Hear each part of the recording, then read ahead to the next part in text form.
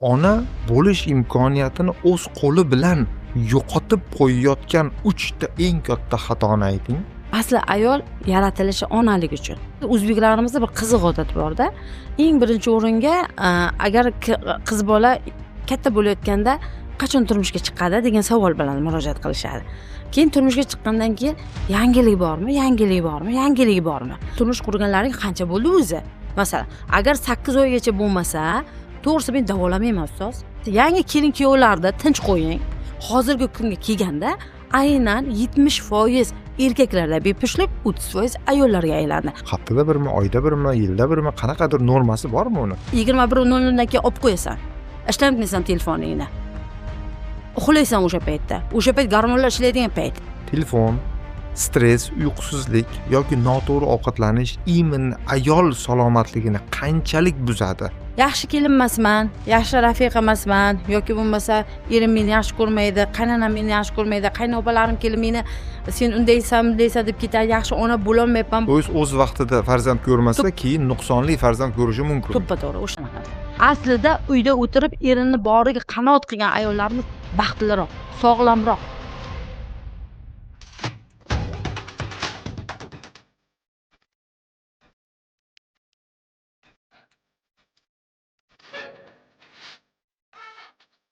Assalomu alaykum hurmatli do'stlar. Mana bugun bizning hurmatli mehmonimiz oliy toifali vrach doktor Fazilat Obidjonovna. Bu inson nafaqat respublikamiz bo'yicha, balki SNG bo'yicha 10 minglab insonlarni davolanishiga yordam bergan, davolagan inson sifatida biz bugun bularni podkastga iltimos qilib chaqirdik. Assalomu alaykum Fazilat opa. Assalomu alaykum ustoz. Yaxshimisiz? Sog'ligingiz yaxshimi? Allohga shukr ustoz. Xush kelibsiz. Vaqt ajratib kelganingizga juda ham xursand bo'ldik. Rahmat Boringizga ustoz. shukr. Kattakon sizga. Fazilat opa, men bugungi podkastimizni bir muhim savol bilan boshlamoqchiman. Fazilat opa doktor, ayollar ona bo'lish imkoniyatini o'z qo'li bilan yo'qotib qo'yayotgan 3 ta eng katta xatoni ayting. Hurmatli ustoz, aynan hozirgi kunda eng birinchi o'rinda ayollarni aynan o'sha bepushtlik, befarzandlikda ko'payib ketayotganida asosiy katta sabablardan birida birinchi o'rinda ruhiyat hisoblayman. Sababi aynan ayollarimiz o'zi asli ayol yaratilishi onalik uchun. Lekin onalikni unutib qo'yib, ayol hamma narsaga ulgurmoqchi bo'lyapti. Ishga, karyeraga, oilaga, farzand bo'lish, ona bo'lish, rafiqa bo'lish hammasini bir vaqtda qilaman deyapti, lekin aslida o'z ayolligini unutib qo'yapti. Buni natijasida gormonlar o'zgaryapti. Buni natijasida karyerada masalan qanaqadir vaqtini o'tkazib qo'yapti, yoshini o'tkazib qo'yapti. Stress ayollarda juda ham ruhiyat birinchi o'rinda turadi, aynan homilador bo'lish uchun. Aynan mana shu yerda birinchi o'rinda men ruhiyatni hisoblayman. Ikkinchi o'rinda esa bizning aynan hozirgi kunda ekologiyani sabab qilyapmiz, narsa qilyapmiz. Aslida ekologiya buning uchun sabab emas, aslida hozirgi kunda texnologiya shunaqangi rivojlanib ketdi. Mana shu hattoki qo'limizdagi mana shu nima deydi, telefonlarda o'zi, ijtimoiy tarmoqlarda o'zi ham juda ham katta sabab bo'lyapti. Aynan yaqinda men bir narsani o'qib qoldim. Ayol va erkaklar, ya'ni jamiyatimizdagi oilalarni buzilishiga eng katta sababchi bo'layotgan narsa ijtimoiy tarmoqlarda chiqilibdi. Statistika bu narsani ko'rsatdi. Chunki har bitta narsani boshlanishida qiziq tuyuladi, keyinchalik o'zini asoratlarini ko'rsatadi. Xuddi shu asorat mana yuzaga kelyapti, ya'ni oilalarda ajrashishda eng katta sabab ijtimoiy tarmoqlar. Men ikkinchi o'ringa mana shu texnologiyaning rivojlanishi ijtimoiy tarmoqlarda hisoblayman. Uchinchi o'ringa esa aynan tanani. Chunki hozirgi kunda bizda gipodinamiya juda ham kuchayib ketdi ustoz. Sababi ayollarimiz avval to'g'ri, ayollarimiz qirolichalik yashash kerak. Chiroyli turmush qurish kerak. Lekin bu degani umuman ish qilmaslik kerak. Umuman gipodinamiya bo'lib harakatsiz yotish kerak. Nima deydi? Tanamizga quloq solmaslik kerak degani emas bu yerda. Ya'ni gipodinamiyaning ta'siriga nima bo'lyapti? Semizlik ortib ketyapti. Semizlikda orqasida gormonlar o'zgarib ketyapti. Shunaqa oldimga ayollar keladi, to'g'risini aytsam, sizni aynan homilador bo'lolmayotganingiz uchun eng katta sabablardan biri mana shu semizlik ham bo'lyapti deb aytsam, doktor, mendan ham semizlar bor-ku. Nima uchun? Meni o'z gormonlarim shunaqa, men ozolmayman. Harakat qildim ham ozolmayman. Suv ichsam ham semirib ketaman, nima qilsam ham semirib ketaman deb aytishadi. Shuning uchun asosiy sabablardan 3 tasi mana shu birinchi o'rinda ruhiyat, ikkinchi o'rinda aynan texnologiyaning rivojlanishi, uchinchi o'rinda esa aynan bizni ayollarimiz tanasiga quloq solmayotganligi. Joningiz omon bo'lsin, boringizga shukr. Bu judayam muhim savol. Judayam muhim savol, chunki bu xalqimizni muammosida bu. Bu Mmm. xalqimizni muammosi. Qarang Fazilat opa, nima uchun hozirgi paytda mana hozirgi kecha-kunduzda farzandli bo'lish oldingi 20 yilga qaraganda hozir yomonlashib ketdi. Mana eng muhim sababi nima shunda? Mana shu narsani aynan oldimga bepushtlik bo'yicha kelishadi. Har kun oro bizda bu masala bo'yicha aynan kabinetimga qabulimga keladigan insonlar yo erkak bo'lib keladi, yo er-xotin bo'lib kelishadi, yo ayol bo'lib kelishadi yoki bo'lmasa qaynona bilan kelin keladi. Mana shu yerda birinchi o'rinda meni qarab, kuzatib, ko'rib turgan narsam aynan o'sha ayollarimizdagi boyagi aytib o'tganimdek ruhiyatda. Ruhiyati qarang, bizni o'zbeklarimizda bir qiziq odat borda. Eng birinchi o'ringa agar qiz bola katta bo'layotganda qachon turmushga chiqadi degan savol bilan murojaat qilishadi. Keyin turmushga chiqqandan keyin yangilik bormi, yangilik bormi, yangilik bormi? Undan keyin esa yangilik bormi keyin masalan yangilik bo'ldi ham, farzandli bo'ldi ham masalan. Farzandli bo'lgandan keyin endi bitta bo'pti, endi ikkinchisini qachon anaqa qiladi? Masalan, yana qachon farzandli bo'lasizlar? Men shunda hayron qolamanda, shunchalik birovlarni hayoti boshqalar uchun shunchalik qiziqmi? Mana shu har bitta yangilik bormi, yangilik bormi degan narsa ayolning ruhiyatiga bunday olganda kalta bo'lib tushadi ustoz. Aynan o'sha kalta bo'lib tushgandan keyin o'sha yangilik u odamlardan qochishga harakat qilib qoladi.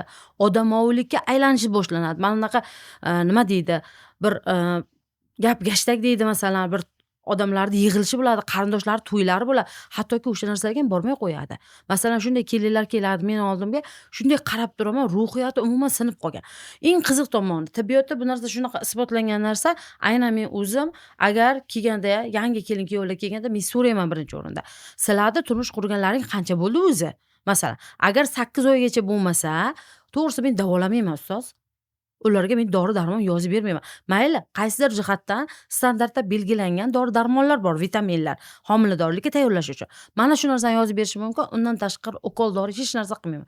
Birinchi o'ringa organizmni o'rganamiz, ikkinchi o'ringa 8 oygacha hali er-xotin bir-biriga moslashadigan payti bo'ladi. Nega buncha yugurib kelasizlar? 3 oyga yugurib keladi ustoz. Qaynonalar yugurib keladi. Yangilik bo'lmayapti-da, yangilik bo'lmayapti-da deb kelishadi.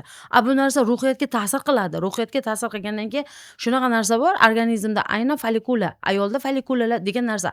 Masalan, ayolda hayz sikl bor. Hayz siklini har oyda follikulalar yetilishi bor. Aynan mana shu ruhiyati sinishi natijasida o'sha gormonlarning ta'sirida, mana buzilgan-ku gormonlar. O'sha ta'sirida hattoki follikula yetilmaydi. Yetilgan follikula urug'lanmaydi. Urug'langan follikula hattoki shunday tushish darajasigacha yetib borishi mumkin. Chunki ruhiyat birinchi o'rinda turadi. Ayolning organizmda birinchi o'rinda mana shu yerda miya deb hisoblaydigan bo'lsak, mana bu yerda bizning gipofiz bezimiz bor.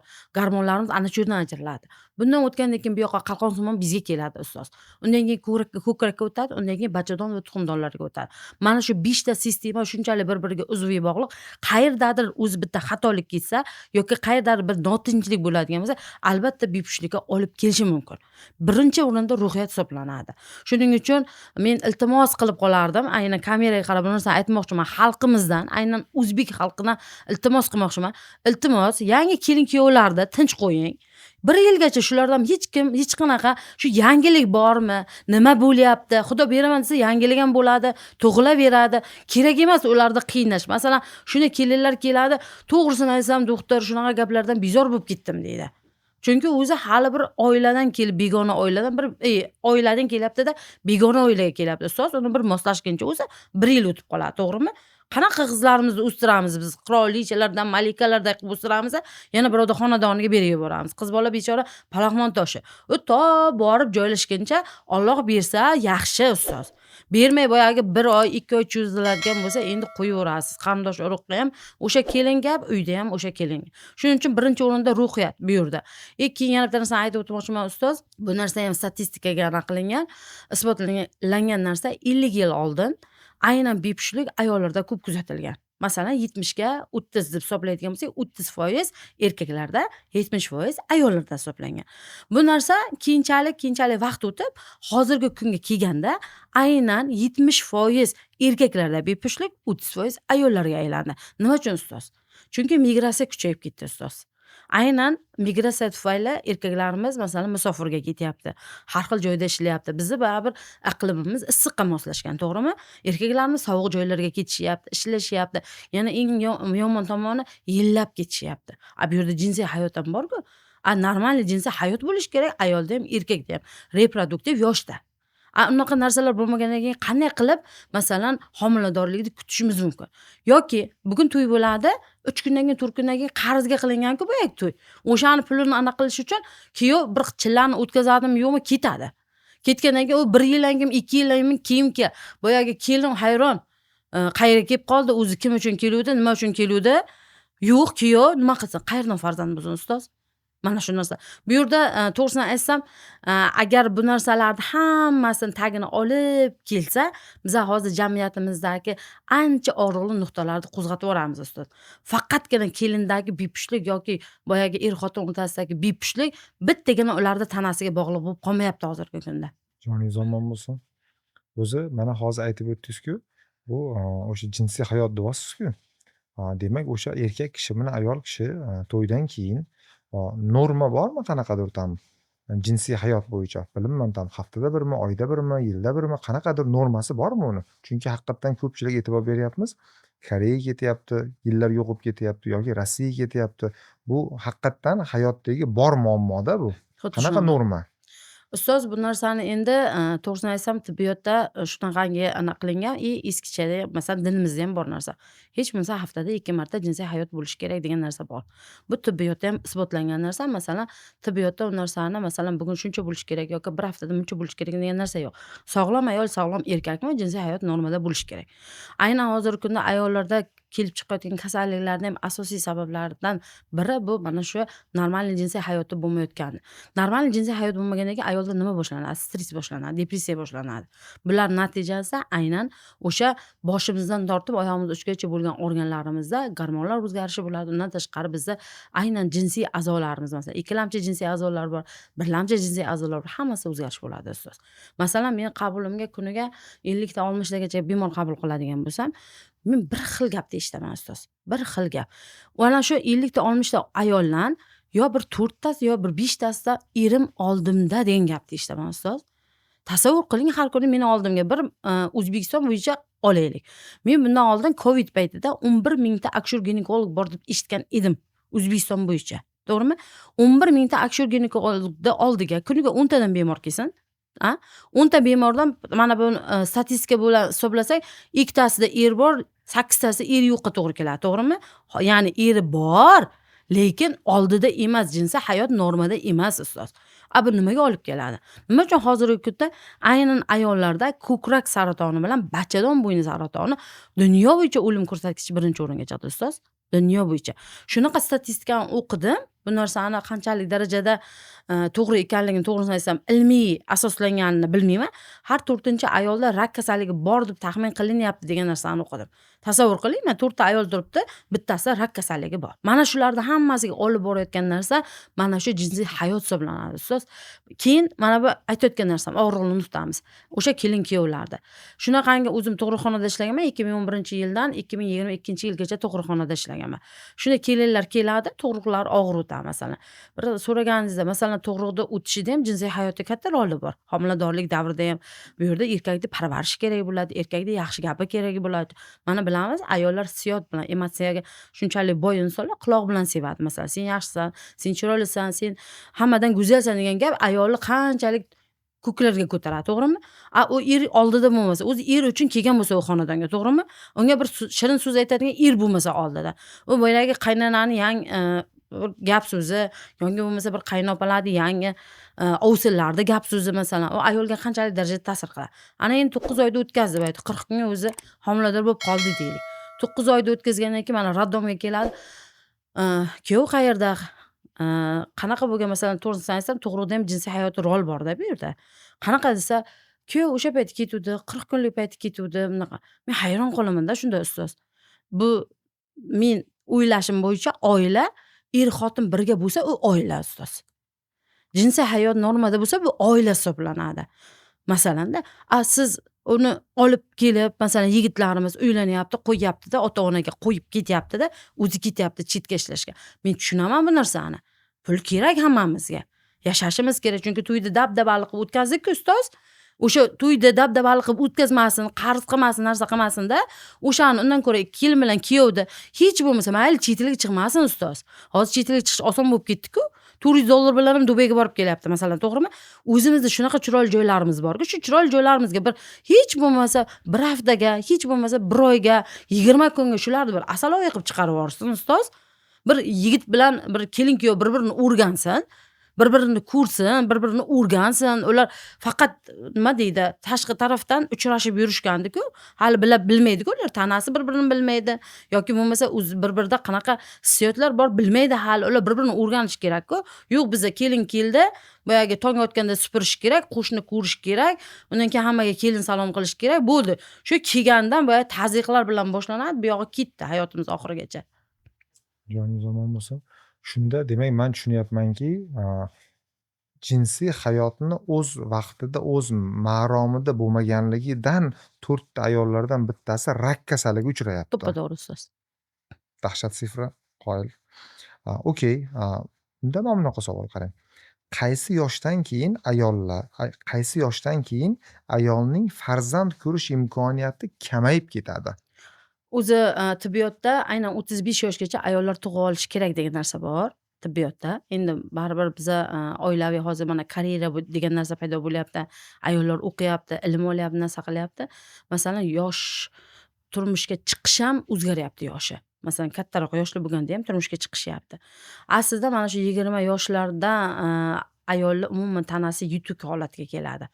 Masalan, hamma tomonlama yaxshi holatda bo'ladi. O'shanda 20 yoshlarda turmushga chiqib, 35 yoshgacha xuddi biz aytganimizdek holatda masalan orada 3 yil interval bo'lishi kerak ustoz. Interval bo'lib, undan keyin tug'ish kerak ayol kishi. Lekin bizda shunaqa narsa bor, baribir o'zbekchiligimizga yana borib taqaladi. O'zi borgandan bo'yiga bo'ladi, boyagi 1 yilga tug'adi, 1 yildan keyin bironta spiral bilan qamrayman, kontratsepsiya bor masalan homiladorlikni saqlovchi. Yo'q, bo'lmay qoladi. Undan keyin homiladorlik. Shuning uchun hozir yana bitta kuchim boriga tug'ib olsin. Men qaynonasiman, onasiman, yoshmiz biz qaraymiz bunga. Qaraymiz, bitta tug'ib olsin. Yoki bo'lmasa o'sha gaplarning ta'siriga kontratsepsiya bilan qamralmaydi, boshqa qilmaydi, yana homilador bo'lib qoladi ayolimiz. Endi tasavvur qiling. O'zi bir gap bor, sog'lom onadan sog'lom bola tug'iladi degan narsa. Men oldimga kelganda aytaman-da shu narsani. Qo'lida bola, bolani emizmayapti ustoz. Qorinda yana bola. U tasavvur qiling, o'zi bir anemishniy, qoni kam ayol. Na yod yetishadi unda, na kalsiy yetishadi, tishlarigacha o'zgarib yotibdi masalan. Ozg'ingina, nimrangina masalan. Qanaqa holatda qo'lda bola, qorinda bola. Men shunda aytaman-da, qaynonasiga aytaman. Qanaqa odamsizlar sizlar deyman. Sizlar hozir bunday olsa jallod vazifasini bajaryapsizlar-ku, bu qo'lidagi bolasiga qarasinmi? Emizmayapti.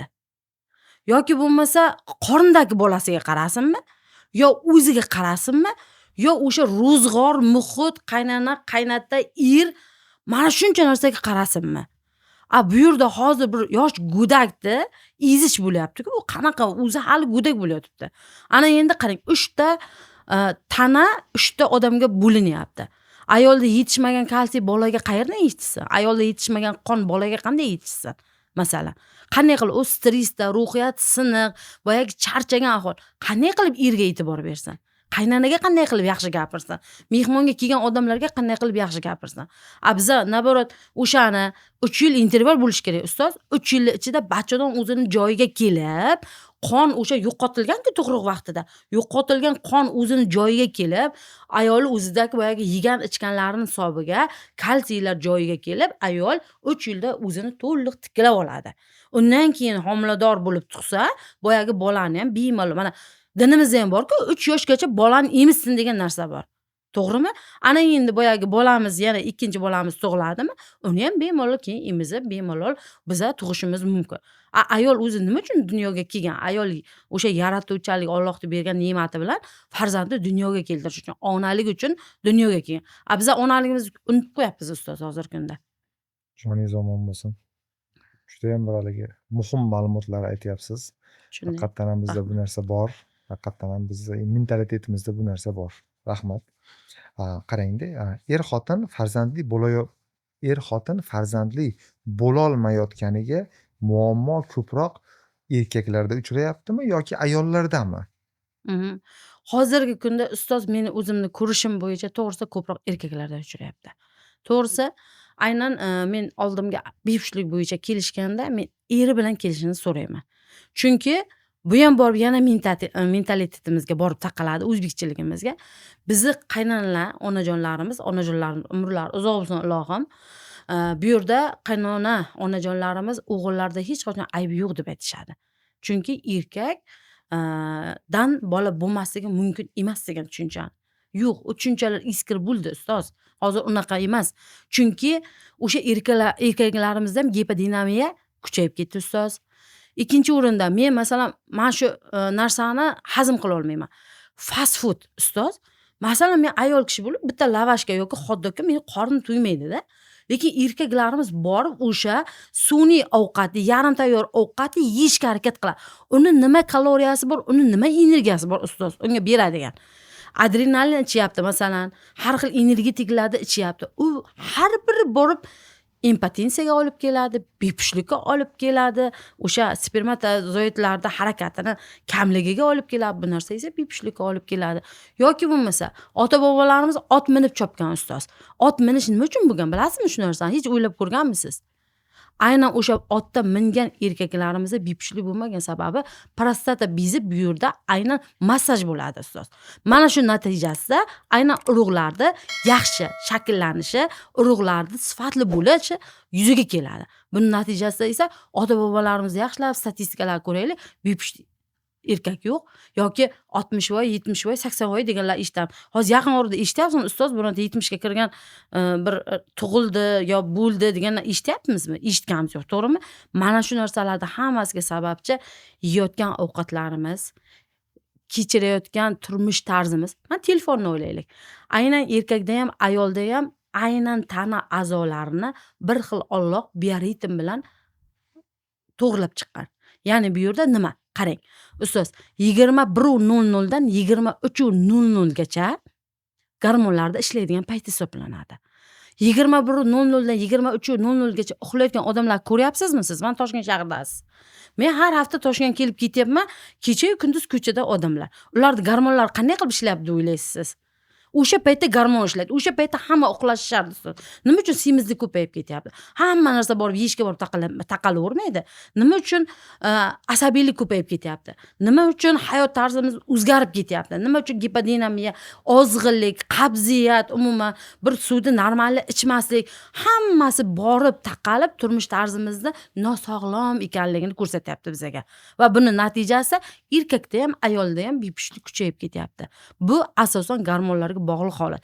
Men har bitta eshigimdan kirib kelgan odamga hattoki muolaja varag'imni tagiga yozib qo'yibman. Gazli, dudlangan, sho'r, achchiq ovqatlarni iste'mol qilmaysiz. Har kuniga 2,5-3 litr tirik suvni ichasiz. Mana shu davolashimning eng asosiy prinsipi deb aytaman hammaga. Va har bir o'sha kelgan yigitga ham, bepushtlik bo'yicha kelgan ayolga ham telefoningni 21:00 dan keyin olib qo'yasan. Ishlamaysan telefoningni. Uxlaysan o'sha paytda. O'sha payt gormonlar ishlaydigan payt. Normal nima uchun ayollar hayzi o'zgarib ketadi? Ana shuni ta'sirida o'zgarib ketyapti. Gormonlar normal ishlamayapti. Mana shu narsani anaqa qilasan, uyquni normaga solasan. Qachonki uyquni normaga solsak, hayz normaga keladi. Mana shu narsani har bittasiga ta'kidlab aytaman. 21:00 dan 23:00 gacha gormonlarda ishlaydigan paytda shu paytda uxlaysan deyman. Ana shular ta'siri ustoz. Joningiz omon bo'lsin. Demak, 9 da uxlashimiz kerak hammamiz, чтобы gormonlarimiz ishlash uchun. To'ppa-to'g'ri. Hali 12-1 gacha telefon o'ynab o'tirishimiz kerak emas. Yo'q. Qabul. Boringizga To'ppa-to'g'ri. shukr. Doktor, sizga savol. Siz qabul qilgan bemorlar ichida eng ta'sirli va yig'latadigan voqea qaysi bo'lgan? Eng ta'sirli va sizni yig'latadigan holat qaysi bo'lgan? Bir ayol meni oldimga o'zida qon ketishi bilan keldi ustoz. Qon 2-3 oydan beri umuman ketishi to'xtamayapti. Hattoki Toshkentdagi hamma tekshiruvlarga borib, o'zlari vodiydagi tekshiruvlardan ham o'tyapti. Bironta doktor kasallikni sababini bilmayapti ustoz. Va meni aynan Instagramdan kuzatib, shu doktorni ham oldiga boraychi deb kelyaptilar. O'zi bir kun oldin o'ziga tushgan gormonlarni tekshirtirgan, hamma narsani tekshirtirib bo'lgan. Va kelganda men aynan ayol bilan gaplashib turdim, qog'ozlarini ko'rdim va o'sha qog'ozlarni ko'rganimda hech narsa aniqlamadim. Va men o'zim va ayolni qarab, e'tibor berib ko'ziga qarasam, to'g'risini aytsam, ko'zida mung ko'rdim. Mung. Ya'ni ayolni ko'zi kulmayapti. Eng qiziq tomoni, ayol o'ta chiroyli, o'ta go'zal, tabiiy go'zal ayol ustoz.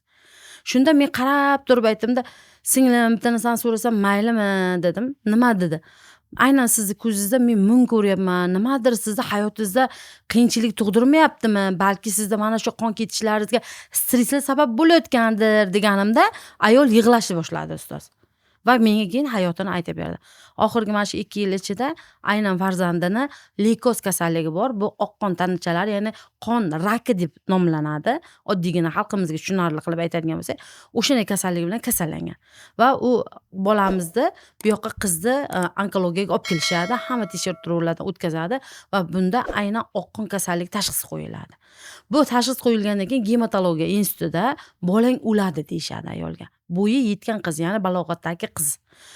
Keyin shunaqa degandan keyin uni davolatishadi, qaratishadi, narsa qilishadi, hattoki o'zimizda donor izlashadi. Ya'ni o'sha aynan bizni ko'miklarimizda bizni o'sha eritrotsitlarda qon tanachalarini masalan ishlab chiqaradigan joy bor ustoz. Ana shu joyga ular nima deydi, donor izlashadi. Donor izlaganda O'zbekistonda umuman chiqmaydi.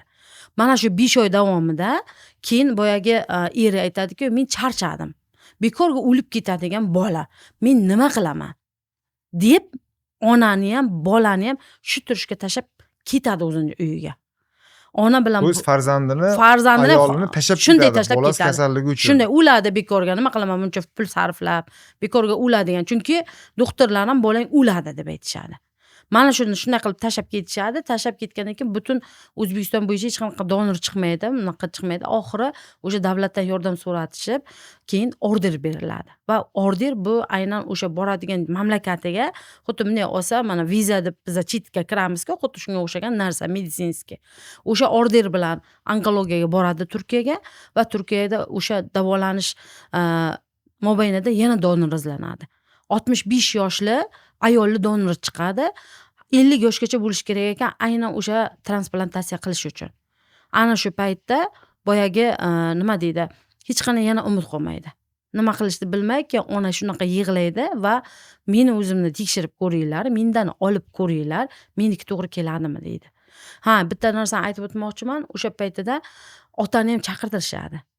Otani ham chaqirtirishib, qizingga ko'mik berasanmi deganida, yo'q, bermayman deydi. Yo'q, bolamga ko'mik bermayman deydi. Shunda keyin onani undan tekshirishlar olishadi va onani ko'migi to'g'ri keladi ustoz. Qarangda, Toshkentda to'g'ri kelmadi, tekshirdi bo'lmadi, Turkiyaga borganda to'g'ri keldi.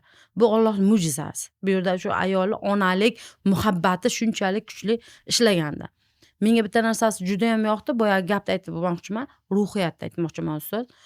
Shunchalik ayolga ruhiyatiga u yerda o'sha onkologiyani bilamiz-ku biz baribir ertasi yo'q bo'ldi, o'ladi degan tushuncha bilan bo'lib qolgan. Ayol shunchalik ko'ngli singan va ayolni psixolog qabulga kiritishar ekan u yerda.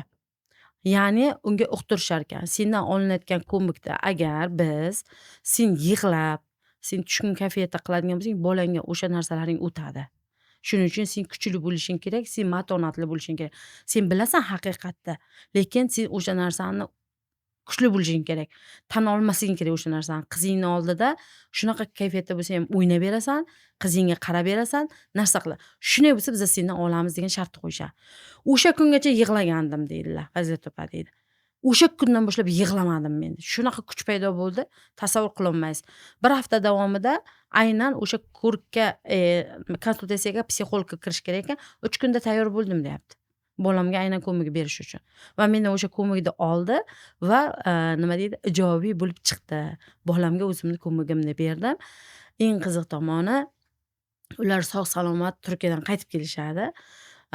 Eng xursand bo'ladigan narsam, ular Fotima Zuhra ekan ustoz. Fotimani ham, Zuhrani ham turmushga uzatishibdi ustoz. u qizimiz aynan sog'ayib kelib turmushga chiqibdi. Eng qiziq tomoni shunaqa himmatli mard yigitlar ko'p. Kasalligigacha bilibdi. Boshdan o'tkazgan hamma narsani bilibdi.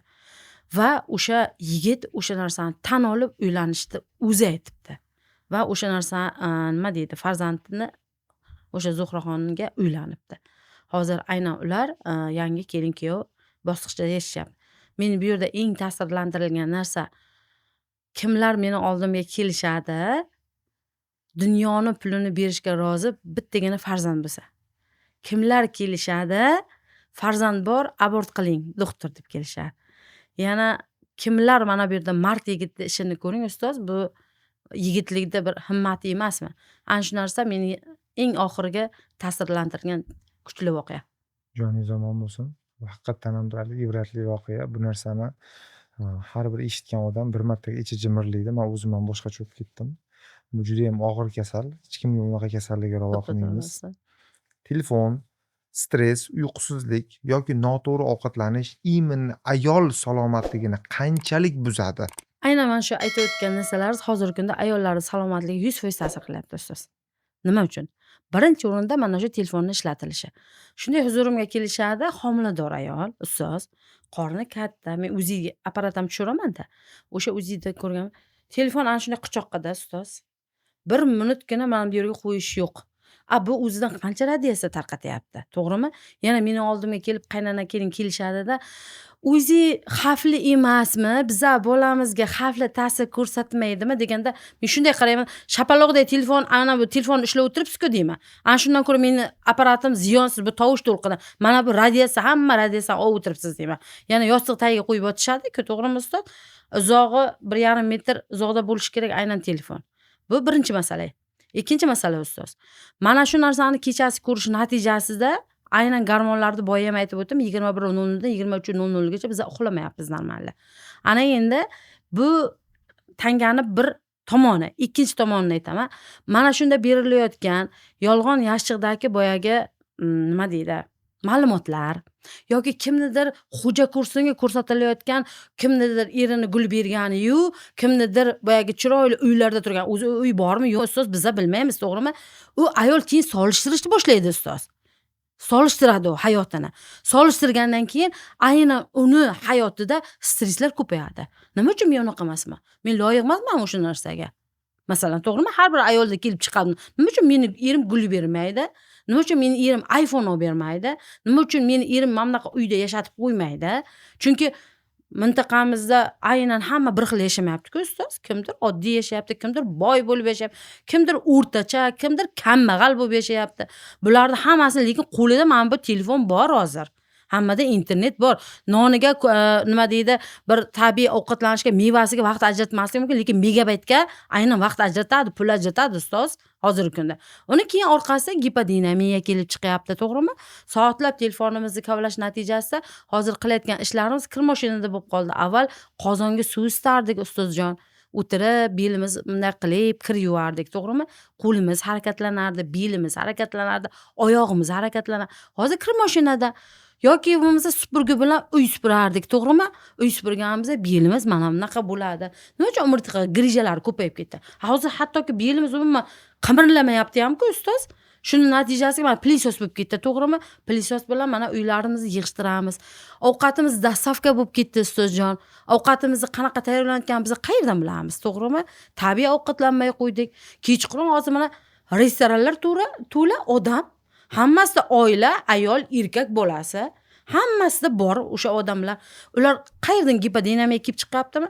Gipodinamiya kelib chiqqandan keyin gormonlar qayerdan anaqa? Aynan erkak va ayoldagi, o'sha aynan ayoldagi qorinda yig'ilgan nima deydi, yog'da testosteron gormoni ko'p bo'lar ekan. Bu esa testosteron gormoni, bu erkaklik gormoni degani ustoz. Ana shu gormon ko'paygandan keyin aynan bepushtlikka olib keluvchi sabablardan biri hisoblanadi. Lekin hozir bitta narsani aytaman ustoz, oldimga kelishadi. Sizda shunaqa to'g'ri ovqatlanishingiz kerak, suvni bunday qilib ichishingiz kerak, ovqatni bunday yeyishingiz kerak, chaynab yeyish kerak, kechqurun ovqat yemaslik kerak, shakar ichmang, non yemang deb aytsangiz, sizga xuddi dushmanga qaragandek qaraydi. Yo'q doktor deydi. Menga shunday ukol dori yozib bering deydi. O'sha ukol doridan boya homilador bo'lib ketish kerak. Bilmaydiki homilani bo'lishi ukol doriga yoki davleniyani tushishi faqatgina ukol doriga bog'liq narsa emas. Oyoq og'riq faqatgina ukol doriga bog'liq narsa emas. Mana shu narsani tushunishni istamaydi ustoz. Shuning uchun hayotimizdagi hozirgi kundagi barcha o'sha siz aytib o'tgan narsalarning hammasi ayollarda aynan turmush tarziga ta'sir qilyapti. Bu ham ruhiyat jihatdan, ham tana jihatdan va bu narsa albatta nima deydi, bepushtlikka ham olib kelyapti yoki ayollardagi o'sha kasalliklarning rivojlanishiga katta sabab bo'lyapti. Ona sifatida 18 yashar qizingizga 3 ta maslahat. 4 ta bo'lmaydi, eng muhim 3 tasi. Eng birinchi o'rinda ilm olishini.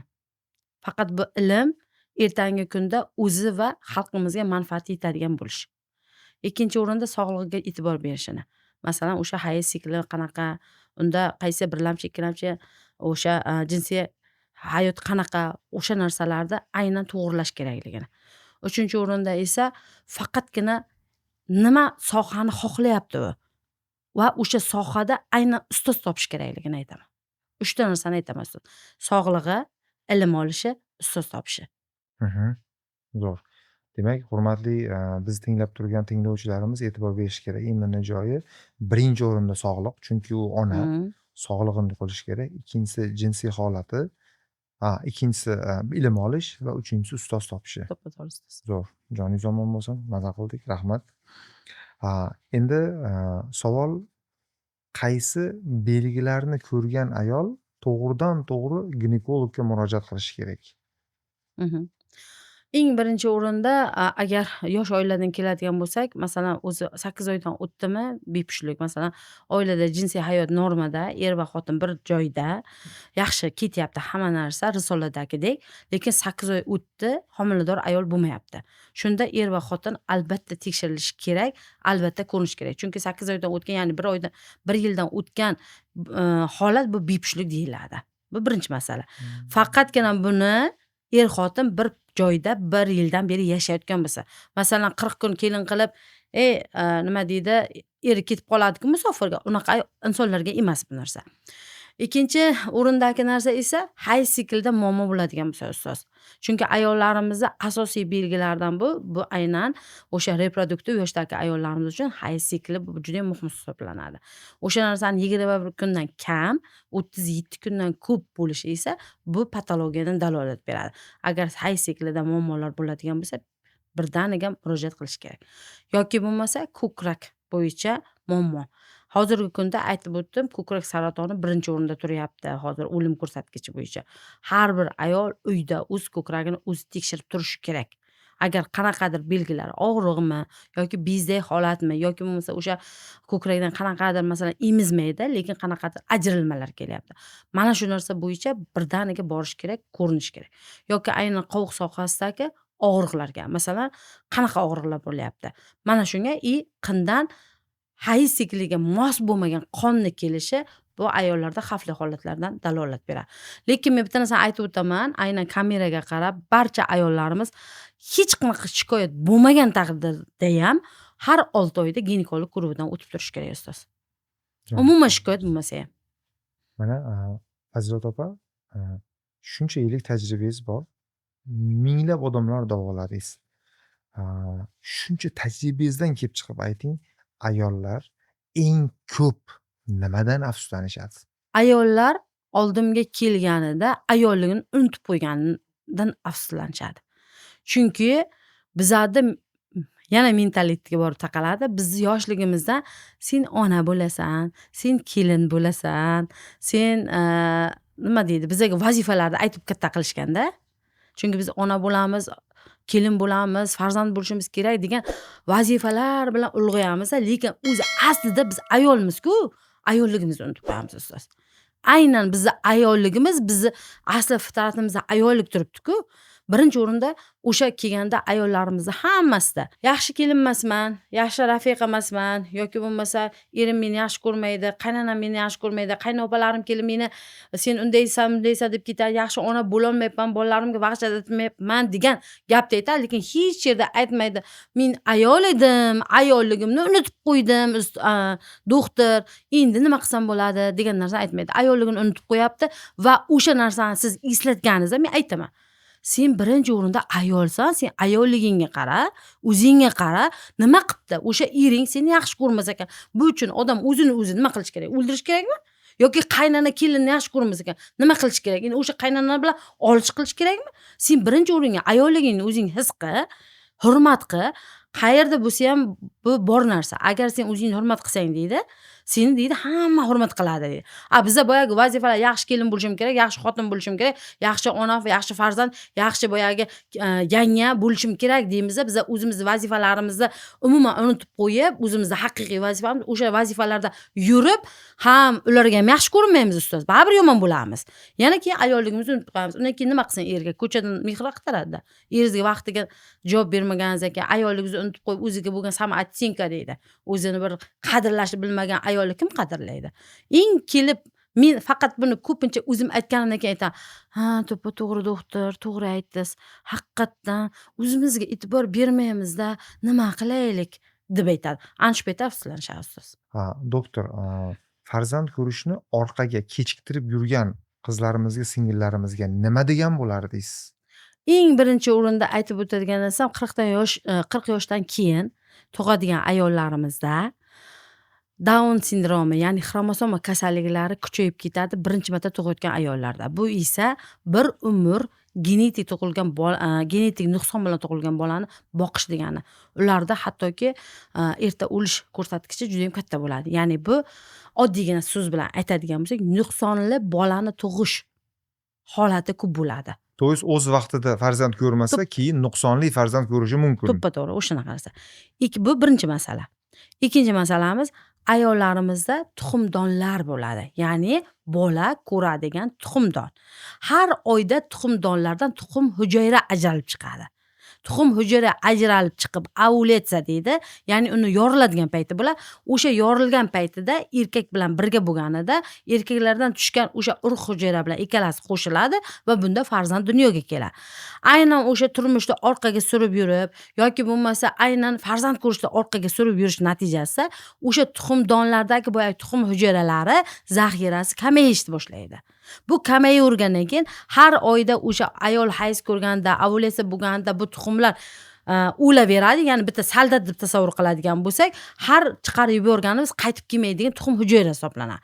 Bu esa zaxirani kamayishiga mana shu ayolda bola bo'lishni kamaytirib yuboradi. Keyin ayollarimizda AMG degan gormon bor. Bu antimyuller gormon. Bu gormonni oddiygina dehqonchasiga tushuntirsak, ayolda tug'ish qobiliyatini foizini hisoblab beradi. Bu narsa yosh ayoldan tortib to katta yoshli ayollargacha foizlarda chiqib keladi. Ana shu foiz kamayib ketadi. Bu degani tug'ish qobiliyati foizi ayollarda kamayib ketadi. Shuning uchun agar kimdir tug'moqchi bo'lsa, o'zi aytilgan bu narsa 20 yoshdan 35 yoshgacha bu eng ideal payt hisoblanadi. O'sha paytgacha ayol o'zi tug'ib bo'lishi kerak. 2 ta tug'adimi, 3 ta tug'adimi, 5 ta tug'adimi? Eng ko'p diplomli ayollarmi yoki eng ko'p uyda o'tirib farzandlarini 3 ta 4 ta farzandlarini tarbiyalab o'tirgan ayollar baxtlimi? Qarang siz. Qabulimga kelayotgan ayollarning juda ko'pchiligini musofirda ishlayotgan, bozorda ishlayotgan, davlat ishida ishlayotgan, diplomi bor ayollar ham ko'pchiligida tashkil qiladi.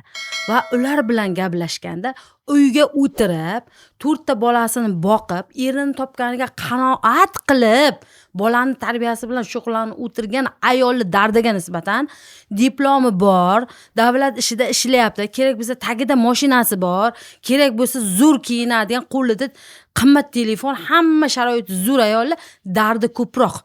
Nima uchun? Eng birinchi o'rinda mana bu ayol hamma narsaga qanoat qilib, bolani tarbiyasiga e'tibor beryapti.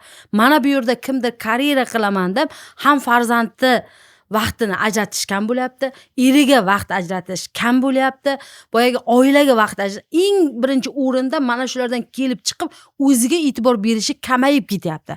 Buni natijasiga esa mana bu ayolda tanada ham sog'lom nima deydi, bachadonda muammo, ko'kragida muammo, masalan, jinsiy hayotda muammo. Kelishadi, "Ey doktor" deydi, "charchab boraman" deydi, "jinsiy hayot qayoqqa" deydi. Erim deydi, biror narsa desa, "Ey charchaganman" deb aytaman deydi. Haftada hattoki bir oyda ham bir marta bir jinsiy hayot bo'lmaydi deydi. Masalan, mana bu ayol.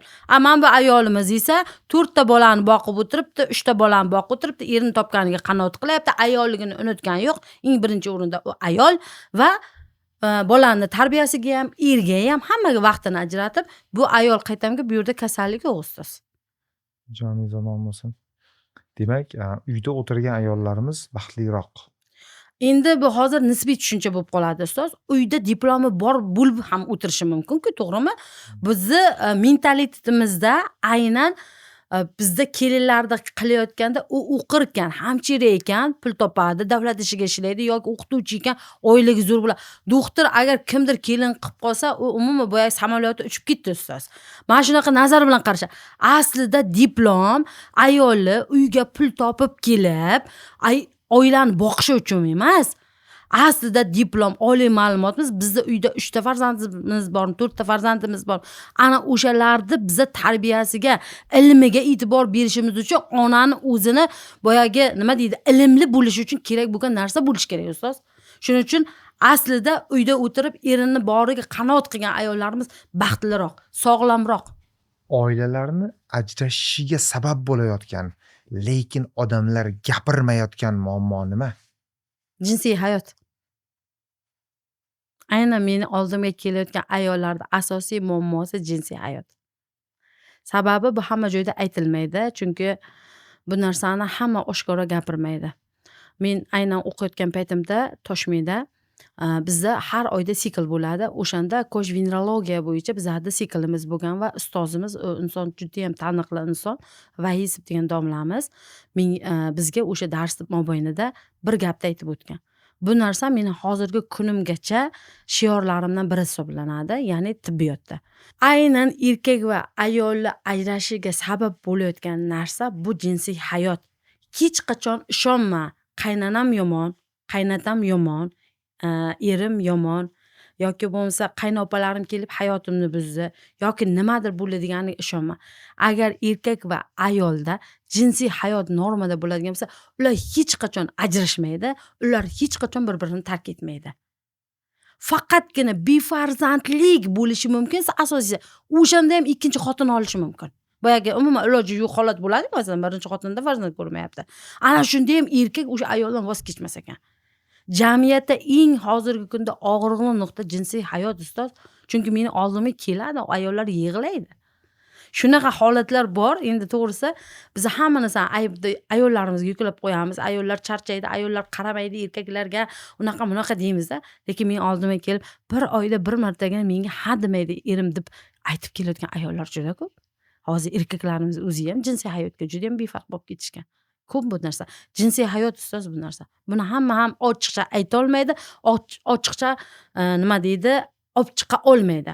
Meni aynan sizni shu maslahatingizdan keyin Instagram tarmog'ini yuritganimda meni eng ko'p uchadigan, eng ko'p ayollar dardini qo'zg'atadigan, eng ko'p erkaklargacha yetib borayotgan gapim aynan ayol va erkaklar o'rtasidagi jinsiy hayotni olib chiqqanimda aynan meni ko'ruvchilarim ham, obunachilarim mana shu narsadan kelishgan ustoz. Jinsiy hayot bu yerda.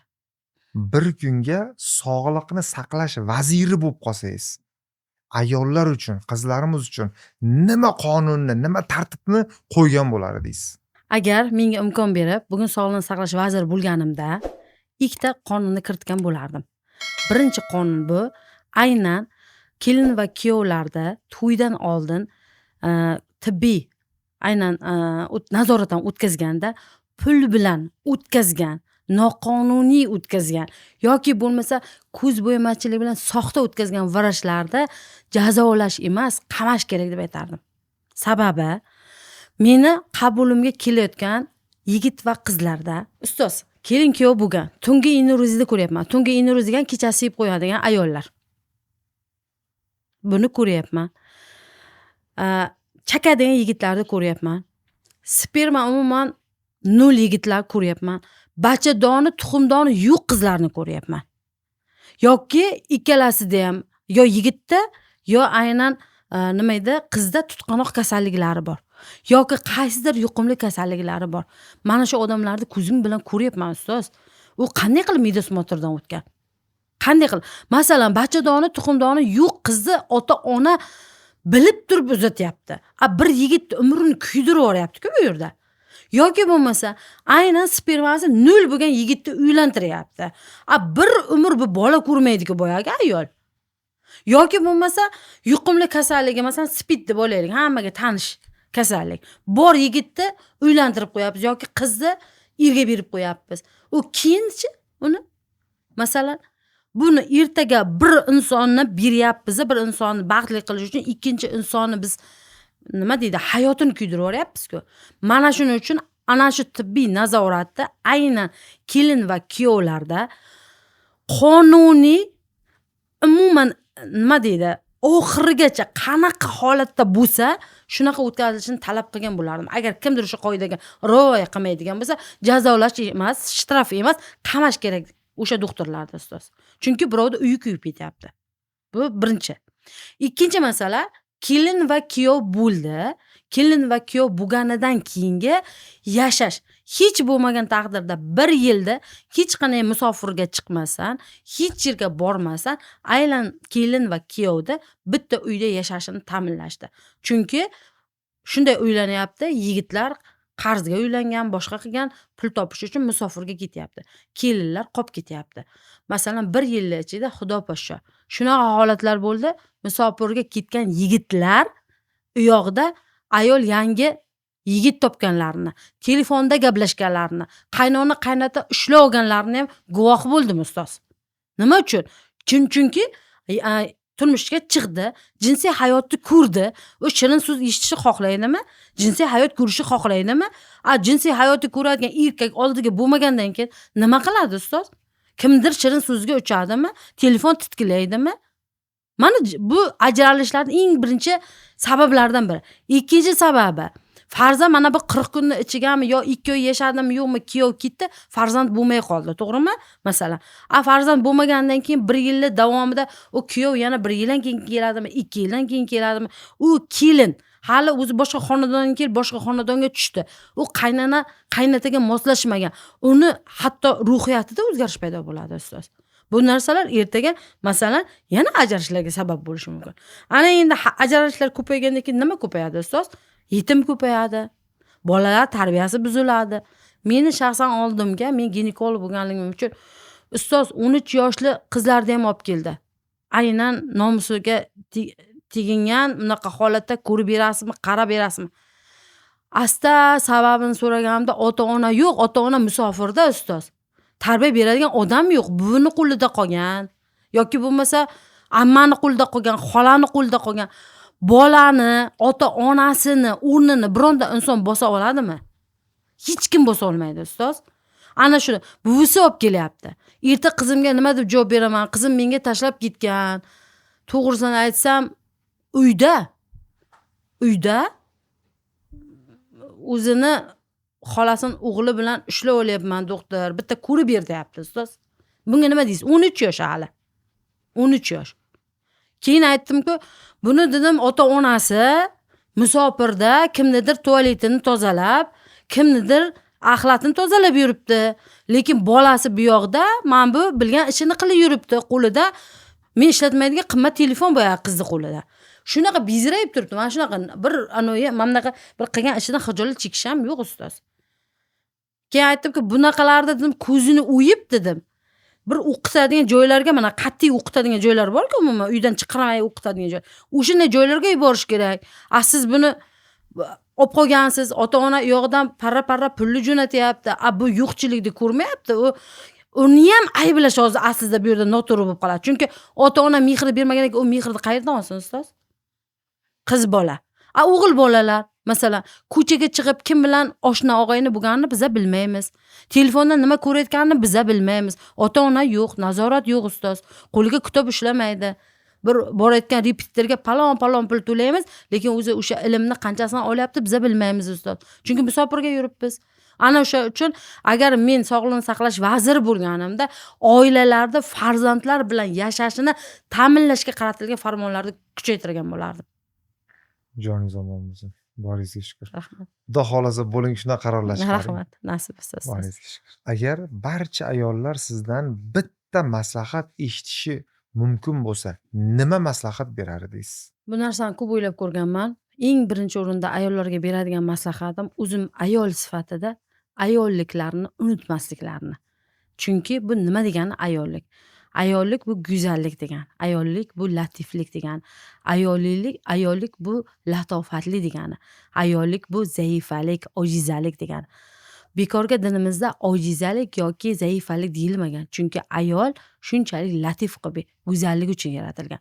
Lekin bizda ayollarimiz bozorga chiqyapti, kechasi bilan ishlayapti, pul topish uchun, musofirda yuribdi va to'g'risini aytsa erkaklashib ketyapti ustoz. Va uni natijasida ajrashishlar yuzaga kelyapti. Buni natijasida yetim bolalar ko'payapti. Buni natijasida jamiyatimiz o'zida nima deydi, oilalarimizga putur yetyapti. Shuning uchun eng birinchi o'rinda 24 soat vaqt bo'ladigan bo'lsa bir kunda, unda har birda qaysidir vazifada ayolimiz yashaydi. Lekin aslida uni ichida, fitratida ayollik turibdi. Ayolligini, ya'ni zaifa ekanligini. Zaifa deyilganda bu yerda u hech narsa qo'lidan kelmaydigan inson deb aytilmayapti. Chunki uni tanasi shunaqa mehrga muhtoj tana. O'sha mehrda u olish kerak. Agar u mehr olmasa, u kundan kunga erkaklashib ketaveradi ustoz. Hamma narsani o'ziga kuchli qilib olaveradi. Bu noto'g'ri narsa. 40 ta joni bor ayoli degan narsa. Chunki u 40 ta joni bilan har kimga qurbon bo'ladi. Bolaga qurbon bo'ladi, qaynanaga qurbon bo'ladi, erdi yaqinlariga, o'zini urug'lariga yoki bo'lmasa nima deydi, qaynanaga nima deydi, qurbon bo'ladi. Lekin aslida o'zini ayolligi ham o'lib boradi. Buni natijasida aynan ayollarimizni ayol emas, erkak bo'lib ketishi, ya'ni erkak sifat bo'lib ketishi kuchayib ketadi. Doktor, ayollar ona bo'lish imkoniyatini yo'qotayotgan 3 ta xatosini ayting. Ona bo'lish uchun yo'qotayotgan 3 ta xatosi bu. Birinchi o'rinda ayollarimizni kech turmushga chiqishi. Bu aynan ayollarimizni ona bo'lishda yana ham vaqtini kamaytiraveradi. Ikkinchi narsa esa aynan o'sha barcha yukni o'z zimmasiga olishi. Ya'ni uydagi erkaklikni ham, ayollikni ham hamma narsani o'zini zimmasiga olib, ish deb, musofirlik deb barcha narsani olib stressga tushishi va uni natijasida aynan farzand ko'rish qobiliyatini kamayib ketayotgan. Uchinchi o'rinda hozirgi kundagi gipodinamiya deb hisoblayman. Ya'ni har xil ovqatlarni, yarim tayyor ovqatlarni, noto'g'ri sog'lom turmush tarzini olib borish natijasida o'sha ayollarimizda masalan semizlik yuzaga kelyapti, qabziyat yuzaga kelyapti. Ustoz, hozirgi kunda qabziyat dunyo bo'yicha ijtimoiy kasallikka aylangan. Ya'ni o'sha qabziyat natijasida bizni ikkinchi miyamiz hisoblanadi ichaklar. Agar ayollarda qabziyat bo'ladigan bo'lsa, bu butun gormonlarga organizmni toksinlar bilan zaharlanishiga olib keladi. Aytib keting, qabziyat nimaligini. Odatda kun davomida 1 yoki 2 marta ich kelishi bu aynan norma hisoblanadi. Lekin shunaqangi qabulimga keladigan ayollar bor, bir haftada 1 marta ich kelmaydigan yoki 4 kunda, 5 kunda ichi 1 marta kelmaydigan ayollarimiz bor. Mana shu qabziyat aynan bizni ikkinchi miyamiz hisoblanadi, ichaklarimiz. Buni natijasida, qabziyatning natijasida bizni ichaklarimiz ishlamaydi. Bizni butun yegan, ichgan, hattoki mana shu suvimizni ham agar ichadigan bo'lsak, bizga organizmga buni foydali tomonini olib berayotgan, bizga uni singdirayotgan narsa ichaklar hisoblanadi ustoz. Agar o'sha ichaklarimiz normada ishlamagandan keyin biz bu yoqdan ming normadagi har xil chiroyli ovqatlar, vitaminlar yeganimiz bilan, dorilarni ichganimiz bilan u narsa bizning tanamizga singimaydi. Va bu narsa naborot bizni yeyotgan narsalarimiz o'zimizga zahar bo'lib ta'sir qilib, organizmni zaharlaydi. Buni natijasida organizm 7-darajagacha ifloslanish bo'ladi va buni natijasida ayollarimizda kista, mioma, davleniya chiqishi, oyoqlarda shish bo'lishi, erkaklarimizda masalan nima deydi, davleniyaning chiqishi, semizlik bo'lishi yoki aynan o'sha o'sha gipodinamiyani natijasida har xil kasalliklarni, o't qopi dimlanishi mumkin. Aynan o'sha qabziyat natijasida bizni organlarimizda qaytarib bo'lmaydigan kasalliklar yuzaga keladi.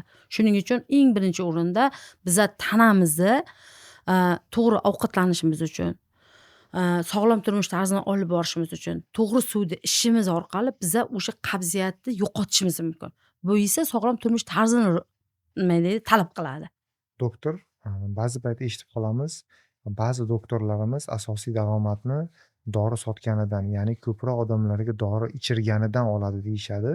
Ya'ni o'sha dori yozib berisharkan, keyin ularga aptekalar qanaqadir ko'proq dori yozib bergani uchun pul berisharkan. Bu qanchalik haqiqat va bunga munosabatingiz? 10 yil institutda o'qiydi doktor, diplom oladi va poliklinikaga borib ishga kiradi yoki bironta bo'limga ishga kiradi. Lekin olayotgan oilaga hatto to'lagan krediti nima deydi, kontraktga to'g'ri kelmaydi olayotgan oilaga. Keyin iloji yo'q, aynan farm kompaniyalar nimadan foydalanadi?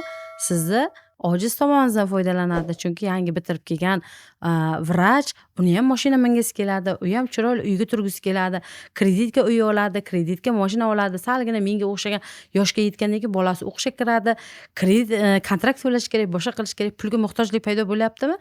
Olayotgan oilaga kam bo'lgani uchun ana uni natijasida iloji yo'q ustozjon, bu borib bizni aynan turmush tarzimizdan kelib chiqqan holda cho'ntagimizga pul yetishmayotganda aynan o'sha farm kompaniyalar tomonidan kelayotgan nima deydi, vositachilar bilan birga shartnoma qilishga to'g'ri keladi.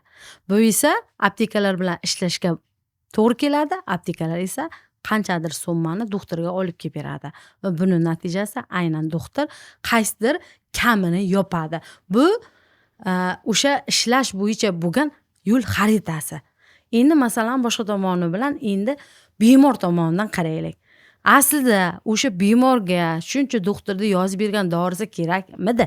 O'zi kerakmi o'sha dorilar? Shu dorilar shu kasalni yaxshi qiladimi o'zi? Degan savolni agar vijdon bilan beradigan bo'lsak, bunda biza vrachlarni qoralashimizga to'g'ri keladi. Sababi shunday shifokorlarimiz bor, bitta insonga 3 talab antibiotikni yozadigan vrachlarimiz bor. Bu aynan bitta antibiotikda qilinishi chet elda 3 ta oliy ma'lumotli vrach tomonidan birga maslahat, ya'ni konsilium deydi, qilinib, keyin antibiotik qilish kerak bo'ladi. Aslida temperatura 3 kun chiqqan bo'lsa, 3 kunda ham temperatura tushmayotgan bo'lsa, keyin antibiotik qilinadi. Chunki o'sha temperatura organizmni himoya kuchi deyiladi. Organizm immunitet uchun kurashyapti bu yerda. Immunitet bu yerda o'zini ishini ko'rsatyapti. Shuning uchun bu yerda temperatura chiqadi. Bizda temperatura chiqqanga ham, temperatura chiqmaganga ham, yangi tug'ilganga ham, yangi tug'ayotganga ham farqi yo'q, antibiotik qilamiz. Bu narsa esa aynan noto'g'ri narsa hisoblanadi. Ana shu antibiotikni qilinishi o'zi birinchi o'ringa immunitet pasaytiradi, ikkinchi o'ringa kamqonlikni keltirib chiqaruvchi asosiy vositalardan biri hisoblanadi. Aynan qabulimga juda ko'p bu Toshkent shahrida juda ham avj olgan bu narsa. Xususiy klinikalar hozir juda ham ko'p va hammasida laboratoriyalar bor. Viloyatlardan kerak bo'lsa ho'kizini sotib, kerak bo'lsa echkisini sotib, eng oxirgi mablag'igacha ko'tarib, Toshkent shahriga eng zo'r mutaxassislar bor deb kelishadi va bu yerga kelib, to'g'risini aytsam, yem bo'lib qolishadi aynan o'sha xususiy klinikalarga, o'sha vrachlarga. Nima uchun? Qo'lida papka bizga tekshirishlar bilan boradi. Aslida shuncha tekshirish o'sha inson uchun kerakmi? Shuncha tekshir. Ana shu tekshiruvlardan masalan vrachlarimizni o'zini ulushi bor bu yerda. Undan ham bor masalan. Mana shu yerga kelib chiqadigan bo'lsak, agar bizda ikki xil yo'l orasida qolamiz. Ya'ni bu yerda vijdonini o'ylab, ertasini o'ylab, u dunyoga borgandan keyin nima deb javob berishda o'ylab yashayotgan vrachlarimiz ham ko'p, umrlari uzoq bo'lsin Allohim. Lekin aynan o'sha cho'ntagini o'ylab, kampusini yopaman deb, bolasining kontraktini yopaman, yaxshi mashina minaman, chiroyli uyni olaman, yo kreditga olib qo'yib, o'sha kreditlarni yopish uchun iloji yo'q farm kompaniyalar bilan ishlaydigan vrachlarimiz ham bor. Lekin men hamma narsani vijdonga havola qilib qo'ygan bo'lardim. Aslida shuncha dori-darmon mana shu bemorga kerakmi? Mana shu narsaga savol bersa, o'zi oq qaysi, qora qaysi bu narsani bilib olsa bo'ladi. Minglab insonlar davolaysiz, asosiy auditoriyangiz ayollar keladi. Nima uchun ba'zi ayollar oilada oilani boshliqlik vazifasini erkaklardan olib qo'yishadi? Ya'ni ular ayol kishi bo'lib uyda o'tirishni emas, balki ishlashni, pul topishni, boshliq bo'lishni yoki rivojlanishni ular shu oilani rulini olishadi. Nima uchun? Agar bu gap haqida gapiradigan bo'lsam, erkaklarimiz hamiyatiga tegib qo'yishi mumkin. Erkaklarimiz erkakligini vaqtiga qilmagani uchun ayollarimiz erkaklashishni boshlashadi. Bu nima? Aynan erkaklar aslida o'zi bolaga o'xshasharkan-da. Boyagi ayol o'zi turmushga chiqdi, keyin ona bo'lib uni boshqarishga tushadi. Chunki u boladek bo'lib turibdi-ku, to'g'rimi? Ana endi bu yerda qarang, qanaqa narsa turibdi. Agar ayol barcha mas'uliyatni bo'yniga olib, oila boqishda, farzand tarbiyasini, hamma narsani bo'yniga olishni boshlagandan keyin, erkakda tabiiy ravishda dangasalik boshlanar ekan ustoz. Tabiiy ravishda u o'zi fitratida bor narsa ekanda. Chunki erkakka o'zi bunday olganda nima kerak? U nima edi? Dang'illama uy nima kerak? Yoki bo'lmasa boyagi juda chiroyli boyagi hashamdor to'ylar nima kerak? U o'zi asli ayollar talab istaklari bilan bo'layotgan narsa-ku, to'g'rimi? Ana endi boyagi erkakka o'zi tinchgina bitta televizorni pulti yoki bitta telefonni berib, tinchgina bitta divanni qo'yib, qorni to'g'lab qo'ysangiz bo'ldi. U erkakka hech narsa kerak emas aslida. Erkakda motivatori ayol hisoblanadi. Ana erkakda endi shuncha niqtagandan keyin, boya erkak turmagandan keyin o'rnida nima qilsin bechora ayol? U ayol keyin o'zini barcha yukni o'zini bo'yniga oladi. Shunaqangi ko'p meni oldimga musofirga yuradigan ayollar keladi. Ular bilan darlashganingizda, gapirganingizda aslida u ayollar ham uyda o'tirgisi keladi, ustoz. O'sha mas'uliyatni olgisi kelmaydi, uni ham erkak bo'lgisi kelmaydi. Iloji yo'q boyagi o'zimizni to'y hashamlarimiz, o'zimizni boyagi maqsadlarimizni, orzularimizni ortidan ergashish natijasida boyagi topib kelgan pulga qanoat qilmaydi-da. Keyin ayollarimiz talablari oshadi, u narsani erkak qilib bera olmayapti. Endi ro'zg'orga men yordam beraman deb bitta ikkita ish bilan boyagi ayol boshlaydi, oxiri keyin musofirga ketadi. Musofirdan borib pullarni zo'r topishni boshlaydi. Ayol kishiga pul zo'r topilishni boshlagandan keyin bu yoqda keyin uyda erkak o'tirgandan keyin kim sanaladi, ustoz? Bu yerda erkak bilan ayol o'rtasida shunday almashib qoladi. Tenglashishga majbur qilayotgan birinchi o'rinda aslida erkaklarimiz. Lekin yana bitta narsani aytib o'taman. Boriga masalan normalni topib kelayotgan erkakni ham boriga qanoat qilmay, to'qchilikka sho'xchilik qilayotgan ayollarimiz ham ko'p. Endi bu barmoq bir xil emas-ku. Lekin agar men o'zimni ayolligimdan kelib chiqadigan bo'lsam, men ham uyda o'tirib, erimni topib kelganiga qanoat qilib, bolalarim bilan o'tirib, ovqatginani pishirib o'tirishni xohlayman, ustoz. Menimcha menga o'xshagan ayollar ko'p bo'lsa kerak. Sizda imkoniyatingiz yo'q, siz xalq uchun xizmat qilishingiz kerak, siz doktorsiz. Xuddi shunaqa. Siz uyda o'tirsangiz shuncha odamlar kimda bolaydi? Xuddi shunaqa, Joningiz ustoz. omon bo'lsin. Doktor, eshitib qolamiz, ko'pincha ayollarimiz stresman deydi. O'zi bu stress nima va nima uchun stressga tushishadi? Bitta oilani yaqinda bo'lgan narsani aytib bermoqchiman. Bir qaynona va kelin meni oldimga kelishdi. Hali to'y bo'lgani 3 oy bo'libmi? 4 oy bo'libdi. Va kelinam shunaqangi mana shunaqa ahvolda, qaynonasi ham mana shunaqa ahvolda. Nima gap desam, kelinimni bo'yida bo'lmayapti. Xo'p, hali hech qancha bo'lmabdi-ku. 3 oy bo'libdi, 4 oy bo'libdi. Nimaga bunaqa bunchalik tushkunlikka berilgansizlar? Bunaqa kayfiyat bilan qanday qilib buni farzandi bo'ladi desam, agar ishonsangiz, aynan kelinni hayz ko'rishini qaynota ham bilar ekan. O'g'il biladi, qaynona biladi, hamma biladi. Kelin hayz ko'rgan kuni hamma uyda mana shunaqasiga biza kayfiyatimiz yomon, yana bu oy o'tmadi, bola ko'rmadi deb hammamiz o'tirib yig'laymiz deydi. Dedim, sizlar dedim, umuman dedim, oilaviy depressiyaga tushib qolibsizlar-ku. Bu holat qanaqa holat? Birinchi o'rinda avval bu narsani endi ko'pchilik ma'qullasa kerak ayollar. Avval bu homiladorlik, homila bo'lishi uyat narsa hisoblanadi-da. Qaynotalar, otalar qizini yoki kelinini homilador bo'lganini bilishmasdi-da. Hozir bu shunaqangi boya seriallardan o'rnak oldingmi, chet eldan o'rnak oldingmi, shunaqangi bu sensatsiya yoki farzand olish shunaqa qiyin bo'lib ketyaptimi? Qaynota ham, qaynona ham, ota ham, o'g'il ham hamma boyaga kelinda bo'layotgan muammoni hammasini bilishadi-da. Keyin aytdimki, sizlarda bu holatlaringizda umuman bola bo'lmaydi dedim. Chunki sababi ruhiyatni qo'yib yuboringlar. Birinchi o'ringa bolani bo'lmasligiga sababchi bo'layotgan narsa stress hisoblanadi dedim. Ya'ni o'sha miyada stress bu nima? Miyada boyagi uy fikrlarda talon-taroj bo'layotganida, endi oddiygina qilib gapiradigan bo'lsak, ya'ni ruhiyat buzilishi, stress. Oddiy so'z bilan aytadigan bo'lsak. Qaynona kelinni qo'yaylik. klimaks yoshdagi ayollar keladi aynan meni oldimga. Asosiy narsasini so'rab, ayollar so'ramasdan turib men aytaman-da, chunki klimaksda bo'ladigan holatlarni bilaman. Yig'laqoq bo'lib qoldingizmi desam, ha. Eringiz bilan ko'p urush qilyapsizmi desam, ha. Keliningiz ham ko'zingizga yomon ko'rinyaptimi desam, ha. Haysikilarda yomon bironta holat bilan, ha. Hamma uyda mamday qilib, sovqatda o'tirganda siz derazani ochib o'tiribsizmi desam, ha. Oyoqlaringizda og'riqlar bo'lyapti, ha. Doktor shuncha bo'layotganini san qayerdan bildingiz deydi. Chunki meni bilayotganim menga har kuni kelib o'sha narsani aytishadi ustoz. Aynan ana shu klimaksda ayollarimiz o'ziga kasallik deb qabul qilishadi. Aslida u kasallik emas, u hayotda yana bir bosqichini yangi boshlanishi hisoblanadi. Bu narsani oddiy qabul qilish kerak. Shunaqangi talvasaga tushib kelishadi.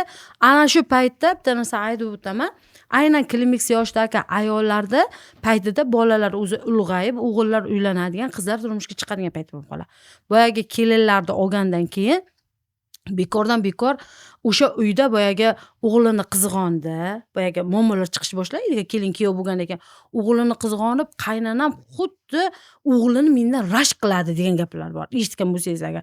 Yoki men shunaqa oilalarni eshitganman, kelindan rashk qilib, o'g'lini uyda kiritib o'tirib, hatto xotin birga yotqizmaydigan oilalarni eshitganman. Menga shunaqa bir oila kelgan, u shunaqangi chiroyli qiz, u ayolni ko'rsangiz, o'zi ayol bo'lib turib meni havasim ketadi. O'sha kelib Fazilat opa qishlik kunida biza alohida yotmaymiz. Erim, men, qaynonam bitta uyda yotamiz. Mana bu yerda beshikda orqasida qaynonam yotadi. Men mana shu narsadan ketib qoldim uyimga necha marta. Haqiqatdan men o'shani xususiy klinikani ochganimizga 5 yil bo'lgan bo'lsa, 5 yildan beri taniyman. 5 yildan beri 10 marta, 20 marta mana shu narsani ustidan ketib qoladi ustoz. Chunki xotinni normal yashashiga qo'yib bermaydi boyagi qaynona. U nimani ta'siriga bo'ladi? O'sha stresslarda, o'sha klimakslarda ta'siriga mana shu ruhiy buzilishlar ro'y beryapti-da. Hattoki normal xotin o'g'li bilan kelinni yashatganini qo'ymayapti. Buni natijasiga nechta yetim, nechta oila ajrashgan? Jamiyatimizga hammasi jabr bo'layotibdi-ku ular ustoz. Demak, qaynonalarni ham o'qitishimiz kerakmi? Qaynonalarimizni o'sha klimaks paytida kelinlarimizni o'qitib, shu qaynonani tushunishni o'rgatishimiz kerak. Qaynonalarimizga esa bu davr ekanligi, bu davr o'tib ketishini shu paytda bir o'zingizni bosib oling deb o'rgatishimiz kerak. Yangi zamon bo'lsa, o'zi mana ajrashishlarga ko'p kuzatyapmiz-ku. Ajrashishlarda imonni qaynonalari roli qanaqa va qanaqa xatolar qilyapti qaynonalar ajrashishga?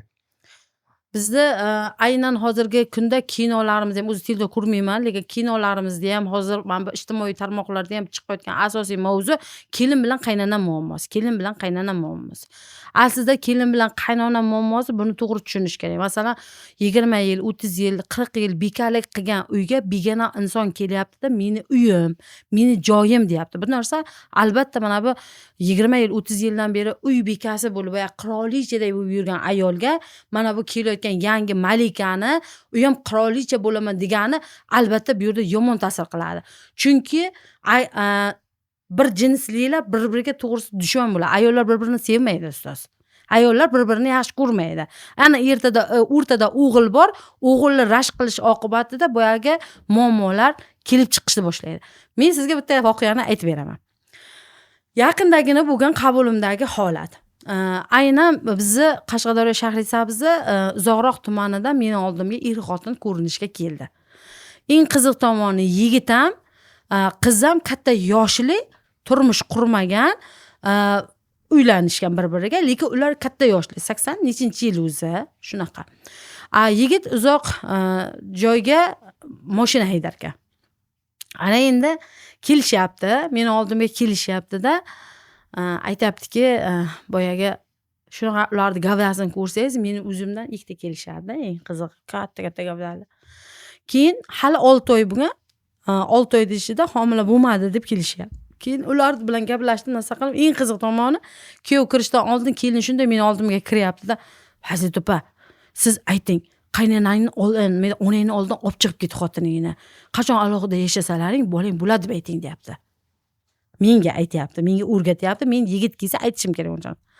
Bir payt eshigimdan shunaqa boshini egib bir yigit kirib kelyapti, shunaqa divda yigit. Divda yigit. Ana endi kirishdi, o'tirishdi. Ha, endi nima masala ekan, ukajon, oilangizni ko'rdim, hech qanaqangi muammo yo'q, oilangizda hamma narsa yaxshi. Faqat sabr qilinglar, hali atigi 6 oygina bo'pti.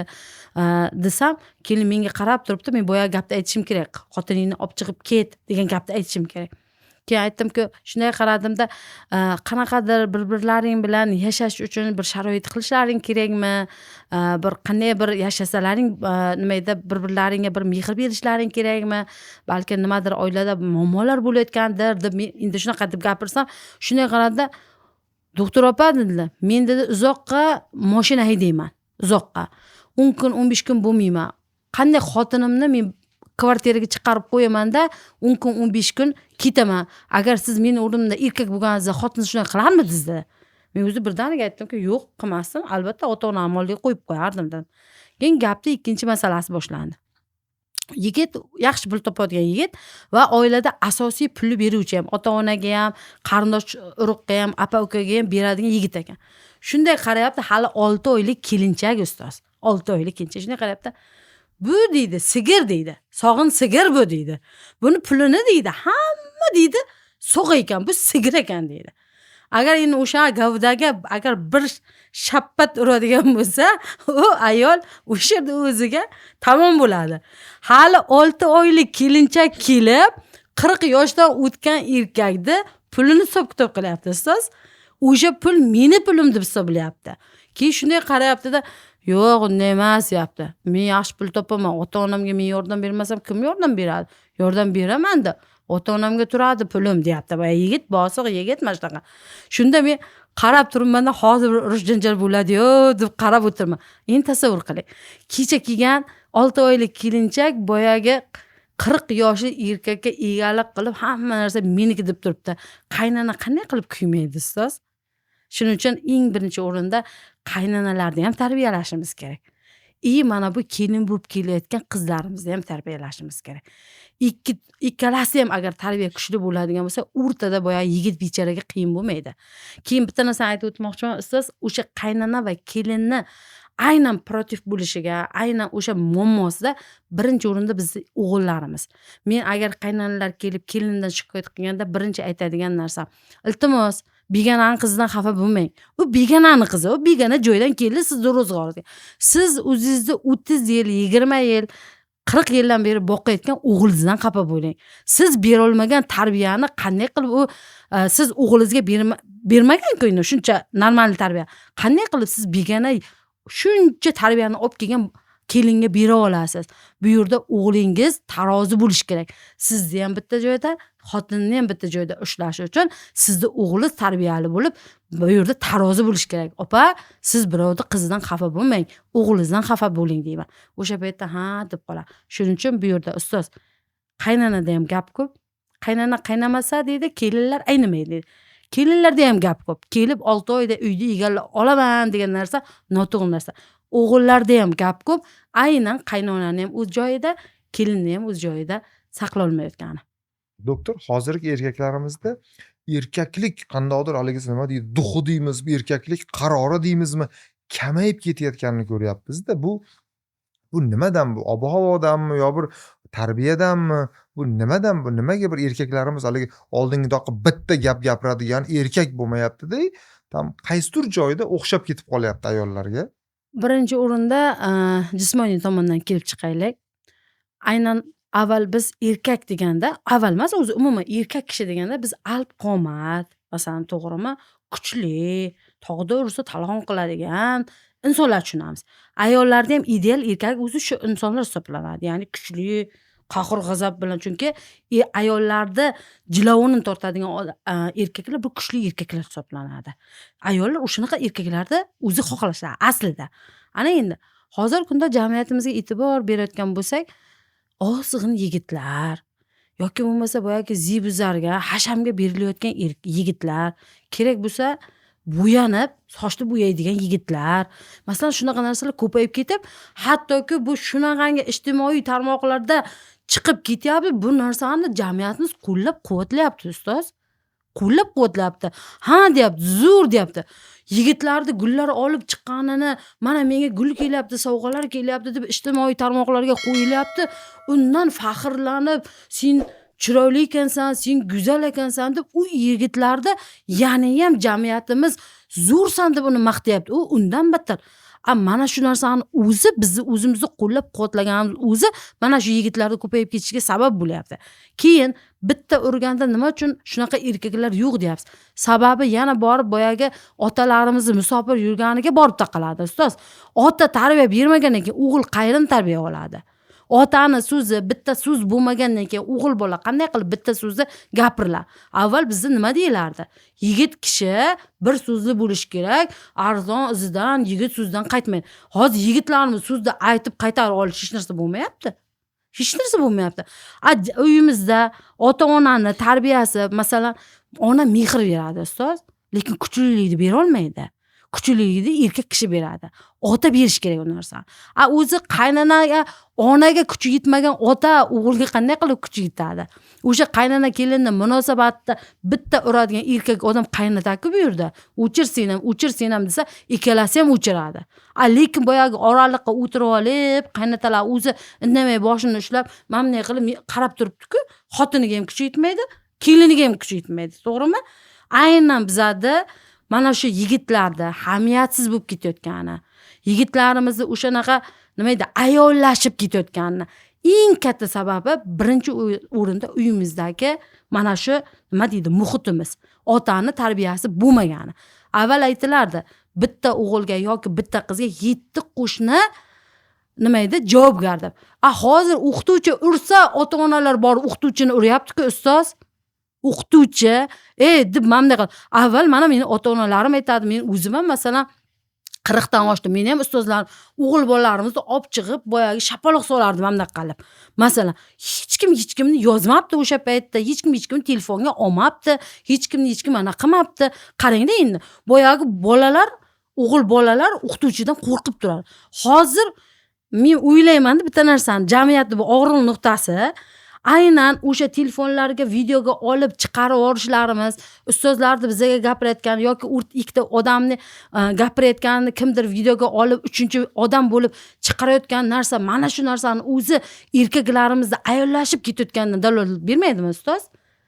To'g'rimi? O'qituvchi tarbiya beradi, to'g'rimi? Urishi mumkin, so'kishi mumkin o'qituvchi, lekin o'sha o'qituvchilarda boyagi alp-qomat yigitlarni o'zida telefonga olib internetga chiqaryapti. O'qituvchilar, Xudoga shukr, mana yaqinda bo'lib o'tgan narsada o'qituvchini jamiyat yuqoriga ko'tardi. O'sha bolani o'zini aybdor deb ko'rsatishdi. Yaqinda. Lekin shu paytgacha o'qituvchini ham taqirlab kelishyapti-ku o'sha. O'qituvchidan ta'lim olmagan, otadan ta'lim olmagan yigit nima bo'lsin? Qanday qilib u oila? Keyin oldimga kelyapti, 20 yoshga uylantirib qo'yapti o'g'lini. Hali o'zi bitta nonni topib yemagan yigit xotinni qayerdan boqadi? Bola bo'ldi, pampersni qayerdan olib keladi? Qizlar emizmayapti, kelinlar emizmayapti. Boyagi sun'iy ovqatlarni qayerdan olib keladi? Boqimandalik yuzaga keladimi? Yana ota-ona o'zi bittan boqyotdi. Boya boqimanda ayol sifat yigitni boqyotdi. Yana bitta xotin keldi, undan keyin buni bolasi keldi, 3 tani boqyapti ota-ona. Mana u ko'p jamiyatimizda hozir migrantlarimizni so'rang, 45-50 yoshdan oshgan erkaklar nima uchun yuribdilar ustoz? Bo'ldi-ku, uylanib bo'lgan bo'lsa, bolani katta qilib bo'lgan bo'lsa, indani qilsa, yo'q, ular nevarasini ham endi boqish kerak. Chunki shunaqa hamiyatsiz, boyagi boqimanda erkaklarda yuzaga keltirdik biz. Menimcha bu yerda eng katta narsa jamiyatni o'zi qo'llab-quvvatlayapti. Ustoz, bunaqa ayol sifat yigitlarni jamiyat qo'llayapti. Mana shu sabab asosiy. Fazilat opa, mana siz bizni Real Business Akademiyamizni o'quvchilaridan birisiz. Bizda Real Business Akademiyamizda 2000 dan ortiq o'quvchilar hozir natijaga erishgan bo'lsa, bular O'zbekiston, Qozog'iston, Qirg'iziston, Tojikiston, hatto Rossiyadan kelib o'qishadi. Kursdoshlaringiz mana bular ichida eng muvaffaqiyatlilaridan biri hisoblanasiz. Keyin bo'ldi siz oilaviy er-xotin kelib o'qiysizlar. Bu juda ham bir havas qilishga arziydi. Hammaga ham emas er-xotin o'qish. O'zi bitta savol, nima uchun Real Business Akademiyasini tanladingiz o'qish uchun va qanaqangi natijalarga erishdingiz?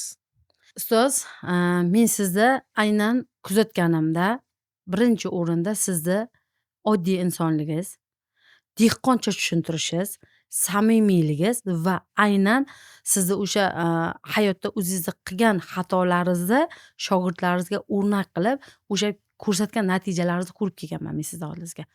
Va men kelganimdan keyin bizni aynan kelishimizga sabab bo'lgan mana shu -50 mingga tushib ketganimiz, ya'ni bizni qarzdorligimiz eng katta sabab bo'lgan. Va o'shanda bizni oldimizga ikkita yo'l qo'ygan. Bitta yo'l qachonki bolalarimiz odam bo'lib kelib, o'qib, o'rganib kelib, pul topsa, bizni yonimizdan kirsa qo'shilib pul topish. Ikkinchi narsa esa aynan o'sha narsani ustozini topish. Ya'ni o'sha ustoz deganda men aynan sizni topib kelganman va menga sizda ikkita so'zingiz juda ta'sir qilgan. Ya'ni Fazilat opa, siz 10 yil o'qibsiz, mutaxassis bo'libsiz, lekin mutaxassislik bo'yicha yaxshi diplomingiz bor. Lekin biznesni bilmasdan turib, klinika ochishga balo bormi er-xotin ikkavingizga? Shuncha minusga kirib ketganingiz sizga kammi? Nimaga siz birinchi o'qib o'rganmasdan turib, biznesda ilmini olmasdan turib, siz bu ishga qo'l urdingiz degan gapingiz menga juda ta'sir qilgan. Ikkinchi narsa esa aynan men ijtimoiy tarmoqlarda faol bo'lishimga sizda eng katta aytgan gapingiz, Fazilat opa, siz mana yaxshi davolarkansiz, shuncha ishni qilarkansiz, qo'lingizdan shuncha ish kelarkan. Lekin siz asli o'zingizda reklama qilmasangiz, odamlar sizni borligingizni qayerdan bilishadi? Siz o'zingizni xizmatingizni odamlarga ayting, ishonchli ekanligini, sifatli ekanligini va o'sha narsani siz ijtimoiy tarmoqqa olib chiqing. Sizni odamlar bilsin, ko'rsin deganingizdan keyin aynan men ijtimoiy tarmoqlarda ham faol bo'lishga harakat qilganman. Sizni aynan Real Biznes akademiyangizni tanlaganimni eng katta sababi va men aynan natijaga erishganimning eng katta sababi, siz agar kimdir natijaga erishaman desa hech qachon qo'yib yubormaysiz. Bugun aynan 475 kun bo'ldi. Ertalabki paxotkamizga va 475 kundan beri siz bizni kitob o'qib turasiz.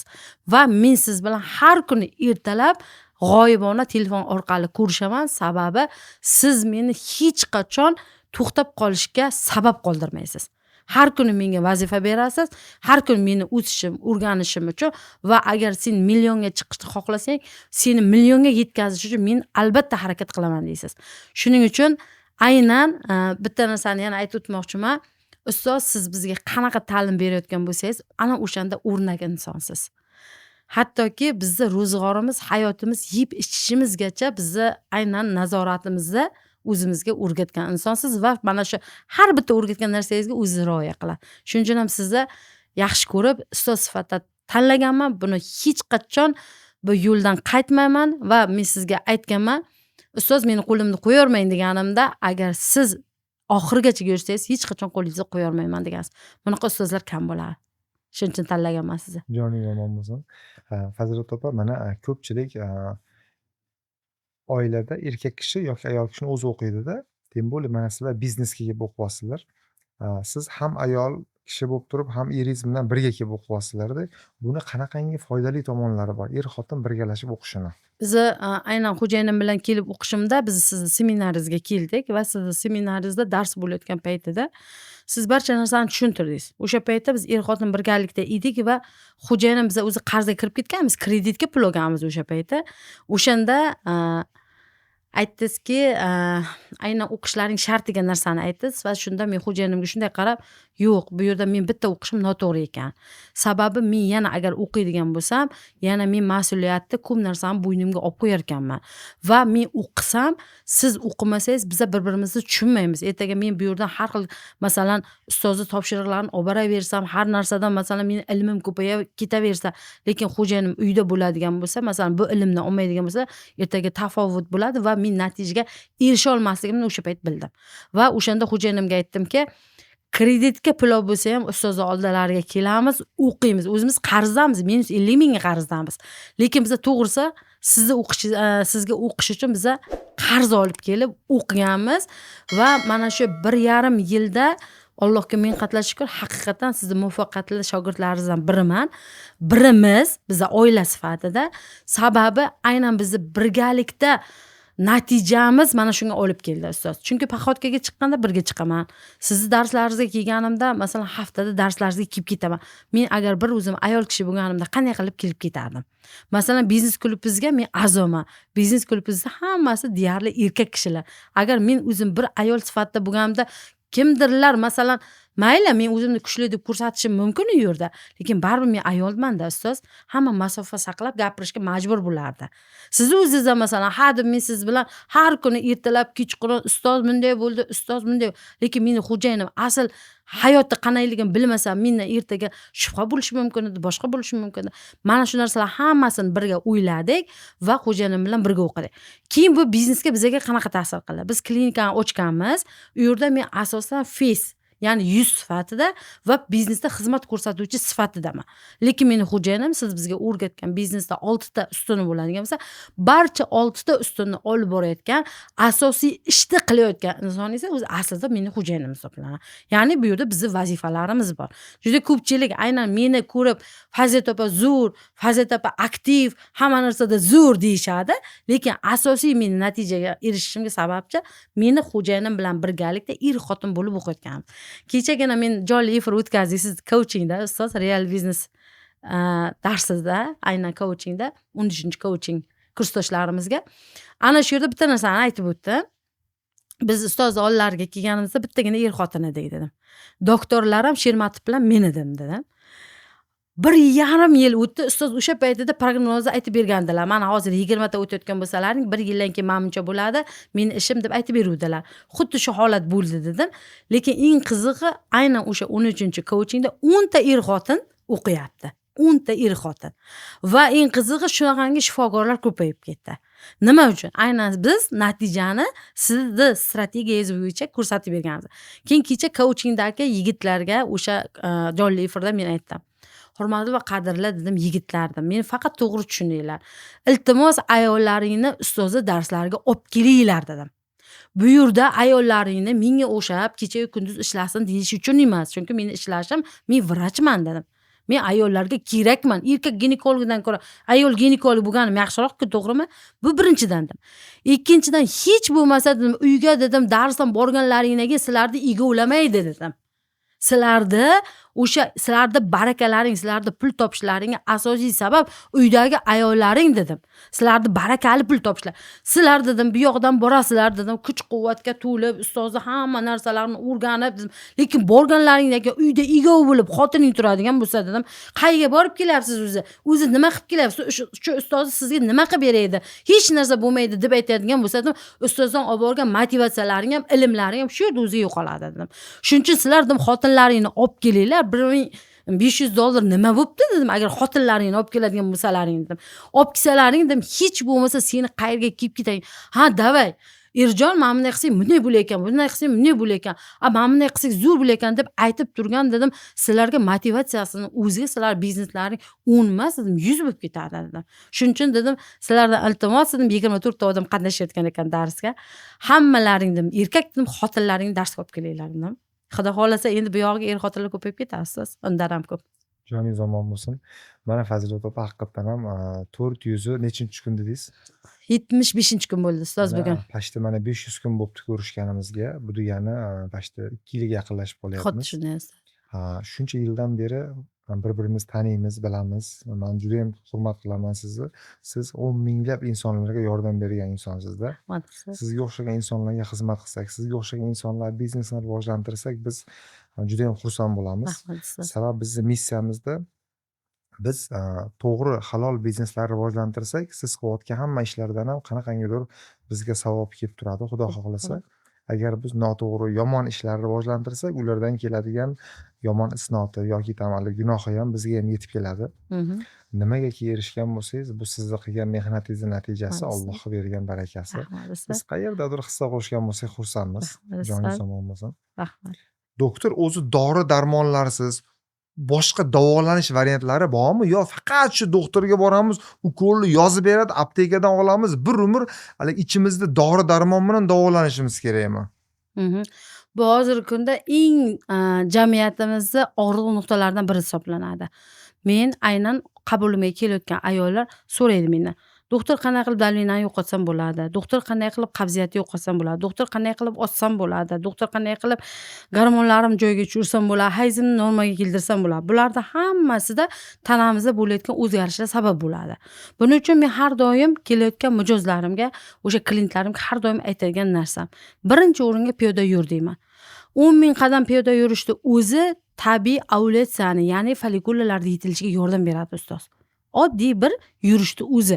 Hech qanaqa uni dorilarsiz, darmonlarsiz yoki aynan qon bosimini tushishi uchun, oyog'ingiz og'rimasligi uchun, bel umurtqalari grijalaridan umuman qutulishingiz uchun oddiy qadam piyoda yurishingizni o'zi katta yordam beradi. Demak, biz nima qilishimiz kerak? Birinchi bemorlarimga aytadigan gap, eng birinchi o'ringa piyoda yurasan ertalab turib. Ya'ni mayli, birinchi boshlaymiz 1000 qadamdan, 2000 qadam, 3000 qadam va aynan bizga zarur bo'lgan narsa bu 10,000 qadam. Kuniga 10,000 qadam yurishni har bitta bemorimga aytib o'taman. Ikkinchi qilayotgan ishingiz hayotingizga, ya'ni suv ichish tartibini kiritasiz. Ya'ni qanday qilib? Masalan, aynan 1 soat oldin ovqatdan oldin suv ichishmaslik kerak yoki bo'lmasa mana shu suvni aynan 1 soatdan keyin ichishimiz. Bizni o'zbeklarimiz oldiga ko'k choyda damlab, mazza qilib, xo'rillatib ichishni yaxshi ko'rishadi ovqat bilan. Birinchi o'ringa bu yeyotgan ovqatimizni sifatini o'zgartiradi. Ikkinchi o'rinda buni ichida tanin degan moddasi bor choyda ichida. O'sha narsa aynan bizga ozuqa bo'lib kirayotgan gemoglobin, ya'ni qonimizni ko'paytiradigan moddalarni pasaytirib tashlaydi, parchalab tashlaydi. Bu esa anemiyaga olib keladi. Bizda hozir eng katta hudud hisoblanadi anemiya. O'zbekiston xalqida eng katta kasallik bu, ya'ni buni kasallik deb ham o'ylamay qo'yishgan odamlarimiz bu anemiya hisoblanadi. Demak, suv ichishni o'rganing. Ya'ni kun davomida har qanday inson tana vazni qancha bo'lishidan qat'iy nazar eng kamida 2,5 litrdan 4 litrgacha suv ichish kerak bo'ladi. Kimdirlar aytishi mumkin, "Yo'q, men bu suvni icha olmayman." To'g'ri, bu suvni xo'rillatib kattakon bunday qilib ko'tarish kerak emas. Bu suvni oddiygina ho'plab ichishimiz kerak bo'ladi. Bu bizda oddiy suv ichish tartibimiz. Uchinchi narsa, aynan shakardan voz kechasiz deyman. Shakardan voz kechasiz, shirinliklardan voz kechasiz. Aynan men ro'zg'orimga shakar umuman sota olmaymiz. Biz hozirgi kunda umuman kompot ham hech narsa qilmaymiz. Sababi o'sha mevalarni kompot qilib shakarni solganimizda ham bu yerda aynan o'sha mevalarni ham hamma narsani biz kesib tashlaymiz. Aynan bizga uni nima deydi? Foydali bo'lib kelayotgan vitaminlarni. Shuning uchun bu narsa noto'g'ri narsa. Chunki qozonda aynan qaynatilgan o'sha mevalarni hammasini vitaminlar o'zi kesilib ketadi. Faqat u aslida shirin suvga aylanib qoladi. Bu narsa noto'g'ri narsa. Ya'ni shakardan voz kechish dedim. 4-chi narsa, nondan voz kechasiz deyman. Nima uchun nondan voz kechadi? Sababi aynan avval ota-onalarimiz bizga onalarimiz nonni qilganda achitqi, xamir turishdan foydalanishgan. To'g'rimi? Xamir turishdan foydalanishganda uni ichida achitqi tabiiy bo'ladi, zamburug'i bo'ladi-da, o'shaning natijasida non achiydi. U nonni keyin yeganingizdan keyin u tandirga yaxshi pishib chiqqanidan keyin siz yeganingizda o'zi aslida suvi qochgan nonni yeyish kerak. Ya'ni tandirda shunday pishgan nonni olib yeyish kerak emas. Bu oshqozon uchun eng katta dushman hisoblanadi. Ana endi o'sha suvi qochgan nonni chaynab yeganingizda uni tarkibidagi achitqi zamburug'i bizni ichaklarimizga mos tushadi. Bizda qabziyat kelib chiqmaydi, ichakda peristaltikasini oshiradi. Hozir nima bo'lib ketdi? Aynan bizda o'sha nonlarimiz, hozirgi xamirlar ovqatlarimiz eng sifatli unda qilinyapti. Eng sifatli un nimadan olinadi? Bug'doyning eng o'rtasidagi qismidan olib qilingan un eng sifatli un hisoblanadi hozirgi kunda. Biz aynan bug'doyni mag'zini yeyapmiz. Bu narsa esa bizda o'sha kaloriyani oshishiga, bizda qabziyatni kelib chiqishiga, bizni semirishga olib keladi. Aslida bug'doyda nonini yeganimizda biz qora non deyishadi. Ya'ni tegirmonga olib borib chiqarilishi kerak va uni kletchatkasi bo'ladi, ya'ni terisi. Bug'doyni terisi. O'sha terini olib kelinishi kerak, o'shanga qorilgan nonni yeyishimiz kerak. Shunda agar kim sumalak yeb ko'rgan bo'lsa aytadi, ichaklarida shunaqa peristaltikasini oshiradi. Shuning uchun ham biz aynan achitqi, tabiiy xamir turishda bo'lgan tandirda yopilgan nonni yeyishimiz kerak. Bizda hozir hayot tarzimizga uyda umuman o'zi ayollarimiz non ham qilmay qo'ydi. Tayyor tandirdan issiq nonlarni olib kelinyapti. Bu narsa yeyilyapti. U juda o'ta kaloriyali boyagi undan bo'lgan. Bu narsa esa semirishga olib kelyapti. Shuning uchun birinchi o'rinda mana shu aytayotgan narsalarim, ya'ni bu nima deydi? Nondan, xamirdan voz kechasan deyman. Eng keyingi aytayotgan narsam 5-o'rinda bu telefondan voz kechishda aytaman. To'g'ri, telefon biz uchun foydali narsa, ishimiz uchun. Lekin aslida ana shu telefondan olayotgan negativlarimiz, ana shu telefonga o'tkazayotgan vaqtimiz bizani gipodinamiyaga olib kelyapti. Undagi ma'lumotlar esa bizni aynan ongimizni zaharlanishiga olib kelyapti. Bu narsa esa oilamizga ham, turmush tarzimizga nima deydi, sabab bo'lyapti. Stresslarimizga sabab bo'lyapti, depressiyalarga sabab bo'lyapti. Mana shu narsalar aytaman har birda oldimga kelayotgan insonlardan. Lekin eng qiziq tomoni, o'sha kelgan insonlar mendan shuncha gapni aytib, shuncha tushuntirishimdan keyin doktor shu dori yozib bersangiz, shu dorini olsam, yo qimmatroq antibiotik yozib bersangiz, shu qimmatroq antibiotikni olsam, yoki mana qimmat zo'r kapelnisalar borku, osma deydi, tomchi dorilar. Shundan qilsak, undan ko'ra yaxshi bo'lsam, shu yaxshi emasmi doktor? Bunday qiynaydigan narsalarni aytasiz deydi. Mana jamiyatimizni, odamlarimizni hozirgi kundagi dori-darmonga yoki sog'lom turmush tarziga aynan nima deydi, qanday munosabati? Mana shu narsalarni aytaman ustoz hammaga. Joningiz omon bo'lsin. Demak, bularni iste'mol qilsak, xudo xolasa kasal bo'lmaymiz. Bo'lmaydi ustoz. Bo'lmaydi. Chunki meditsinada bor narsa kasallikni davolash emas, oldini olish kerak deyiladi. Ya'ni biz mana shu orqali kasallikni oldini olamiz. Kasallikni oldini olganimizdan keyin qanday qilib biz kasal bo'lamiz? Kasal bo'lmaganimizdan keyin qanday qilib biz dori ishlatamiz? Qanday qilib boyagi dori ishlatmaganimizdan keyin biz kimnidir cho'ntagini boy qilishimiz mumkin, kimgadir nima deydi, rivojlanishiga yordam berishimiz mumkin. Agar biz o'zimizni haqiqiy sog'lom turmush tarziga rioya qilsak, hech kim kasal bo'lmaydi. Hech kim. Mana siz qachon oxirgi marta shifokorga borgansiz? 2-3 yil bo'lib qolgan. 2-3 yil. Nima uchun? Chunki siz sog'lom turmush tarziga rioya qilasiz. Nima uchun men doktorga bormayapman? Nima uchun mening davleniyam chiqmayapti? Men sog'lom turmush tarziga rioya qilyapman. Men kasal bo'lmasam, siz kasal bo'lmasangiz, qanday qilib doktorga boramiz? Mana siz, mana shu yerda turibdi, oddiygina haqiqat. Joningiz omon bo'lsin. Boringizga shukur. Rahmat. Men bugungi suhbatdan juda ham ko'p bilim oldim sizdan. Rahmat ustoz. Eminni bu suhbatimiz nafaqat menga, bizni kuzatib turgan minglab insonlarga manfaatli bo'ladi degan umiddamiz. Hurmatli do'stlar, men bugun mana juda ham bir kuchli, o'n minglab insonlarni davolayotgan inson bilan mana suhbat o'tkazdim. Qaysi savollarni bera olmay qoldim, qaysi savollar meni yodimdan ko'tarildi, kommentariyaga yozib ketsalaring, xudo xolasa imkoniyatlariga qarab savollaringga javob berishadi.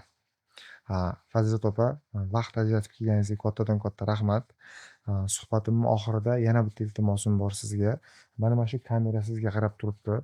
Shu xalqimiz uchun, biz tinglovchilarimiz uchun hayotingizda mana ko'rib o'tgan tajribangizdan kelib chiqib 3 ta eng muhim maslahatni aytsangiz. Eng birinchi o'ringa ayolmi, erkakmi, yoshmi, qarimi, kim bo'lishidan qat'iy nazar men barcha insonlardan kasal bo'lmaslikda, ya'ni kasal bo'lish uchun harakat qilmaslikda so'rab qolardim. Sababi biz aynan kasalligimiz nima uchun tibbiyotda shunday narsa o'rgatiladi. Har bitta narsani kelib chiqishiga aslida o'zimiz sababchi bo'lamiz. Har bitta kasallikda. Demak, bizni davleniya bo'ldikmi, o'zimiz aybdor. Oyog'imiz og'riyaptimi, o'zimiz aybdor. Jigarimizda muammo bo'ldimi, o'zimiz aybdor. Mayli, qanaqadir tasodif bilan oyoq sinishi mumkin, qanaqadir holatlar bo'lishi mumkin, bu tasodif. Lekin boshqa narsalarda hammasi kelib chiqishda, surunkali kasalliklarda biz o'zimiz aybdor bo'lamiz. Demak, eng birinchi o'rinda sog'lig'imizga e'tibor beramiz, kasal bo'lmaslik uchun. Chunki kasallikni davolashdan ko'ra uni profilaktika qilish eng katta narsa. Ikkinchi narsa, kasal bo'lmaslik uchun sog'lom turmush tarziga rioya qilamiz. Shakardan, undan, xamirli ovqatlardan, noto'g'ri sog'lom turmush tarzidan, uyquni nima deydi, normaga solmaslik, mana shularning hammasidan voz kechishga harakat qilamiz. Aynan yaxshi sog'lom turmush tarziga rioya qilamiz. Uchinchidan esa men aynan ayollarimiz uchun. Ayollarimiz, siz ayolligingizni unutmasangiz, erkaklar hamiyatsiz bo'lib erkakligini unutmaydi. Shuning uchun bizlar aslida zaifa, ojiza sifatida dunyoga kelganmiz. Bizning asl kuchimiz bizni latofatimizda, go'zalligimizda, chiroyimizda. Ya'ni erkaklarimiz barakali bo'lishida asosan bizni bu yerda eng katta kuchimiz turibdi. Shuning uchun qo'ying. O'sha yelkangizga barcha yukni ortolmang. Erkaklarimizga berib qo'yaylik, boriga qanoat qilishga harakat qilaylik. Oiladagi bolamizga, turmushimizga, o'zimizga vaqt ajrataylik. Asosiysi ayolligimizni unutmaylik. Men sizlarni doimo 24 soat ayol bo'lib qolishlaringizni xohlayman. Agar siz ayol bo'lib qolsangiz, jamiyat shunaqangi ravnaq topadi, erkaklarimiz sizdan kuch oladi, bolalarimiz yaxshi tarbiyalanadi, kelinlarimiz ibola hayoli bo'ladi, qizlarimiz tarbiyali bo'ladi. Bu esa jamiyatni gullab yashnashiga olib keladi. Yetimlar ko'paymaydi. Xafa bo'lib aytadigan narsa, fohishalar ko'paymaydi, ajrashgan odamlar ko'paymaydi. Ayollar eng birinchi o'rinda ayolligingizni unutmang. Katta rahmat, boringizga shukur. Vaqt ajratib kelganingizga mingdan ming katta rahmat. Joningiz omon bo'lsin. Qilayotgan ishlaringizga shaxsan o'z nomimdan, xalqimiz nomidan kattadan katta minnatdorchilik bildirib qo'yaman. Rahmat Joningiz ustoz, omon sizni ham bo'lsin. shunday Sog' bo'ling. qimmatli vaqtingizni olganim uchun. Rahmat ustoz. Rahmat. Sog' bo'ling. Rahmat, xush kelibsiz. Boringizga shukur.